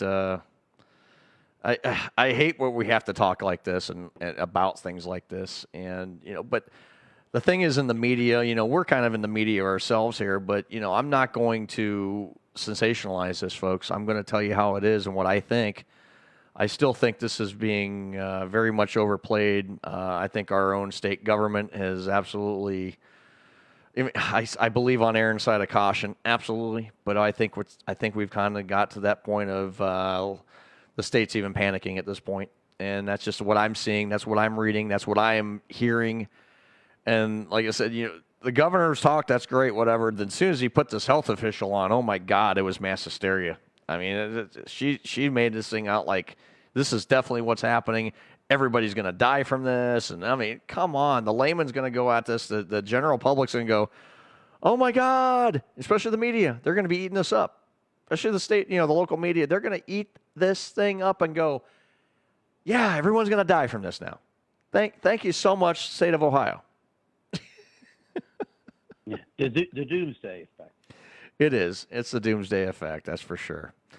What I think I am going to do, I know I said I was going to cut off at 8:30. It's almost 10 o'clock. I think we're going to, the numbers have definitely died off now. I think we've kind of ran our course on this. I'll run until 10 o'clock, and then I'm going to shut this thing down. I think we've kind of, I think we've kind of beat a dead horse a little bit here. But I do, I am so happy that we've been able to get on here and talk about this, and it's a great way to talk to folks and just kind of, a common sense approach here, folks. This is going to be a rough few weeks. This is going to be a rough few weeks for everybody. Yeah. Is there a way to pull the audio for you to pull the audio from Facebook on an audio file? Because I would like to, if you could, get that the interview that we just did. I can get that and play that. I probably could get the whole thing for you. I could send it over if you don't mind working on it. I can probably just get to the whole audio file. Oh no, I just want the interview. Yeah. I don't. Thanks, Eric. I don't have enough fucking work to do. Yeah, come on, Eric. I got to bring a little laughter to this, man. This has been such a serious noodle for you. Yeah, I'll try, Eric. I still got to send you a file from Friday yet. I haven't began to work on yet, but I'll try to get that. I got to get that to you. And I had to like, come on. I had to lighten the mood up a little bit here because this has been so so I serious. totally understand. Yeah, but I mean, if you want to help me out and like break down the interview, go for it, man. It's up to you. I don't give. You can do whatever you want. I'm gonna go ahead and jump off here because I got to get to bed myself. All right, John. I got to go to work in the morning. Yeah, so. yeah. I as of right now, I'm still going to work tomorrow. I think we're going to be going without food and beverage, obviously, but I'm planning on going to work tomorrow, so we'll see what happens. Bring your own. Yeah, unless, yeah, exactly. Bring your own food. Hey, well, thing is, I could probably. The Richmond says, "Hey, I got a present for you." Mm-hmm. Well, I'll tell you what. I've been working on the first bottle that I have. I mean, I've probably gone through about that much of it tonight. I've actually I'm mixing it with my iced tea, which is a great mix, by the way. I'm mixing that with my Arnold Palmer iced tea, and I'll tell you what, it goes down real nice. I'm sure it does. Well, like I said, and I don't know if our mutual friend told you that was only half of what I had for you. Oh yeah, he told me. But thank you again, appreciate it. And I'll another subject too. I will be opening that bottle up here probably tomorrow, because I probably will. Okay, we got to talk about the other subject too about me. I got to come up that way for taking care of that June event. Right, and that's the thing too. I mean, with all this going on, me and Lori were talking about, is that going to be impacted? Just the fact of all this other stuff going on, so we don't know yet. So we'll wait and see. I mean, it's definitely gotten kind of it's gotten scary. This whole thing has gotten scary, and I'm not panicked, but I'll tell you what, there's a lot of people out there panicking. I mean, they've already panicked, and they've already panicked, and they're panicking worse. The state of Ohio is beyond panicked at this point. The governor of the state's not helping matters. I'm sorry. You're trying to save lives, but you're inciting a panic yourself, Governor. Yeah, let's just hope that cool heads will prevail on all this thing, and there'll be some reasonableness. And I hope so. I really hope so. In 4 weeks, we can say, okay, it's on the downward trend. We're good. Yeah, I hope so. I really do, because this is. But I'll tell you what. I can tell you this: the minute the bars are able to reopen, you bet your ass they're going to be packed to the gills. Oh, absolutely. And I'm. Hey, Earl. Yeah. I got the most current figures for you that you were looking for. Please, thank you. There are as of 2019, when a year ended in 2019, 585,000 restaurant and food service jobs in Ohio, 10% of employment in the state. Wow. So 500. Wow.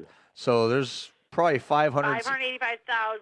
And you got to figure there's still some able to cook and do food delivery, but out of that, 10% of the employment. 10% of the employment, but what's the percentage of those? Is that 10% of the population? That's 10% of the state employment. In that particular. Yeah. And I'll tell you what, the thing is too, there's going to be a percentage of those workers still able to like cook because of they're doing food delivery, which is great. But that's going to put us at probably, you got to think that percentage is going to be, you're going to be probably maybe 300,000 out of work because they're bartenders, for example. So, I mean, it could be more. So that's a lot of people out of work. Yeah. I'll tell you one little thing. I'm gonna end on this note and hang up after this. All A right. great thing they're doing here in West Virginia. Since the schools are out and the kids are off from school for a couple of weeks, Okay. starting tomorrow, most of the restaurants and bars, at least here in Morgantown, are providing free box lunches for the kids. Oh, that's a wonderful thing. That is wonderful. So if any of you guys are listening from anywhere around Morgantown, just know that there's places that have free box lunches for your kids if you can't afford to get them any food for tomorrow, starting tomorrow. Right. And some of the places they will deliver to you. Yeah, that's a great thing. I hope Ohio follows suit in a lot of this because I'm worried the fact, I guess they're going to offer food for the kids, the schools are, but you still got to go pick them up. So at least they're offering that in Ohio, but I'm just really concerned where this is going to go for our food and service families out there. There's a lot of folks involved. 585,000 people, 585,000 families affected directly because they can't earn a living. Yeah. Now what's the population of Ohio? Good question. Let me look that up real quick. I was going to ask our mutual. I'll do it. I think that's Victoria. She can find that number very quickly. I can get it Yeah, right now. I'm like the Google queen here. Victoria is our fact checker, producer, 11.42 million. So yeah, about that's. And let's see, that's about what? 5%. 10%. 10%. Yep. 5%. Yeah, 500. Yeah, we have 11.42 million is the last the Census Bureau estimate of population of Ohio is 11,689,442. That was as of July 1st, 2018, with a 1.33 increase in 2010. So yeah, roughly. I got the newest figures if you want it. Go ahead, Victoria. Okay. 11.75 million. 11.75. So yeah, it's grown. Okay. So. Okay, so 12 million, let's say. And that was as of February 17th. So 12 million, let's round that up. 12 million residents. Okay, let's say 600,000 in the industry. Yeah. 5%. 5%. But that's still 5% is, you got to think. Significant chunk. That's a significant chunk. That's a nice chunk. That's a hell of a chunk, in the grand scheme of it all. Some people can go, 5%, that ain't squat. But, it really is because, everyone relies on going to get your food. Everyone relies on restaurants for percentage of your meals, okay? There's a good percentage that love to go to the bars and get a cocktail. You can't do that now. Where does that leave a lot of people? Actually, I find this fact fascinating, and I know it probably doesn't really matter in the grand scheme of things. I find this fact interesting. It says percent of the people in the U.S. that live in Ohio, that 184,900,000 people live within 600 miles of Ohio, or 59.9% of the U.S. population of 308.7 million. That's a lot of freaking That's true. people. Wow. So if you're in the borders, don't come to Ohio and expect to go to a bar. You're SOL. Mm-hmm. Yeah, well, I'll say this. All the border states around Ohio, be prepared. Yeah. Yeah, border states, if you're anywhere within the general vicinity of the state of Ohio, you're not going to a sit-down restaurant and you're not going to have a cocktail at a bar. That's for sure. Nope. Yeah. God. If you live in Toledo, I'm sure they'll be over across the border tomorrow. Mm-hmm. Yeah, I'm sure they'll be. Yeah, jump the border just to go out to dinner. It's. It just feels like our civil liberties are being taken away one by one here, and that's how I feel. And I hope. Well, just in the last hour, 2 hours, whatever, and I've been watching because I have lots of friends that own small businesses. Mm-hmm. Not just restaurants, but like small stores, mom and pop shops, like you like to call them, which is not a term I'm used to because I was born in the 80s. But whatever, I digress. It just shows my age. A lot of these small businesses, like that aren't even like a high demand businesses, are being forced to close because families, can't afford childcare to send her to go to work, and these businesses are having to close. Pete and Polly's in Brunswick.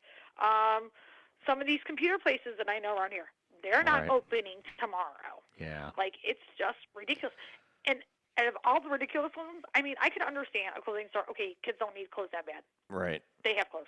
Yeah. Okay, but like these computer stores that like do like not only they sell but they also repair and diagnose and blah blah blah. Like, what happens if like these kids that are doing their online schooling? What happens if their computers go haywire? Who's gonna fix them? Right. That's the Yeah, thing. like the Yeah, it's gotten to a ridiculous state here at this point. I mean, but anyway, hey, Like all these what if scenarios. yeah. Well, I'll tell you what. I think we're down just a couple listeners, watchers right now. I think I'm going to go ahead and we're going to go ahead and just cut the stream off here and in this program. And I want to thank everybody who tuned in, called, whatever. Thank you for the response. It's been wonderful. It's been great to talk to some folks. I've been talking so much, my throat's drying out. I'm waiting on Alex to go get me another. I'm about out of iced tea. I got to get more iced tea from upstairs. But I want to thank everybody who tuned in. John, Victoria, thank you so much and Eric, thank you so much for participating in this tonight. Again, this is not an official one of our shows per se, but this is kind of an impromptu thing. And if I'm available and if I'm off and there's something else going on, I will definitely jump on and do more of this because it's kind of a continuation of Friday, but not the same thing. But I just want to kind of react to the press conference today. I wanted to talk about some things and get a lot of people's opinion. We had so much feedback. This has been, for us on this show, some kind of radio show, very unprecedented for us. Again, if you never tune into our show, it's usually a comedy show. And we've been anything but comedy show here between Friday and what we've done tonight. And we do have a serious side here. And I did want to let people know, hey, I wanted to get out and talk to people, and this was just a chance for us to do that. And I do want to thank everybody who participated. It's been nice. It's been kind of a nice therapy session tonight, just to kind of to vent and get this all off our chest here, because a lot to digest, especially in the last few hours. Just a lot of things that, especially this whole last 5 days. So much to digest. But you'll hear more from us here in the coming days as more developments happen. I'm sure we'll be commenting on them. We're not thinking about that right now, buddy. But all right, I'm going to go ahead and cut this thing off. Thank you so much for tuning in, and we're going to end it right now. I just want to say good night, everybody, and I'll talk to everybody soon. Good night, everybody.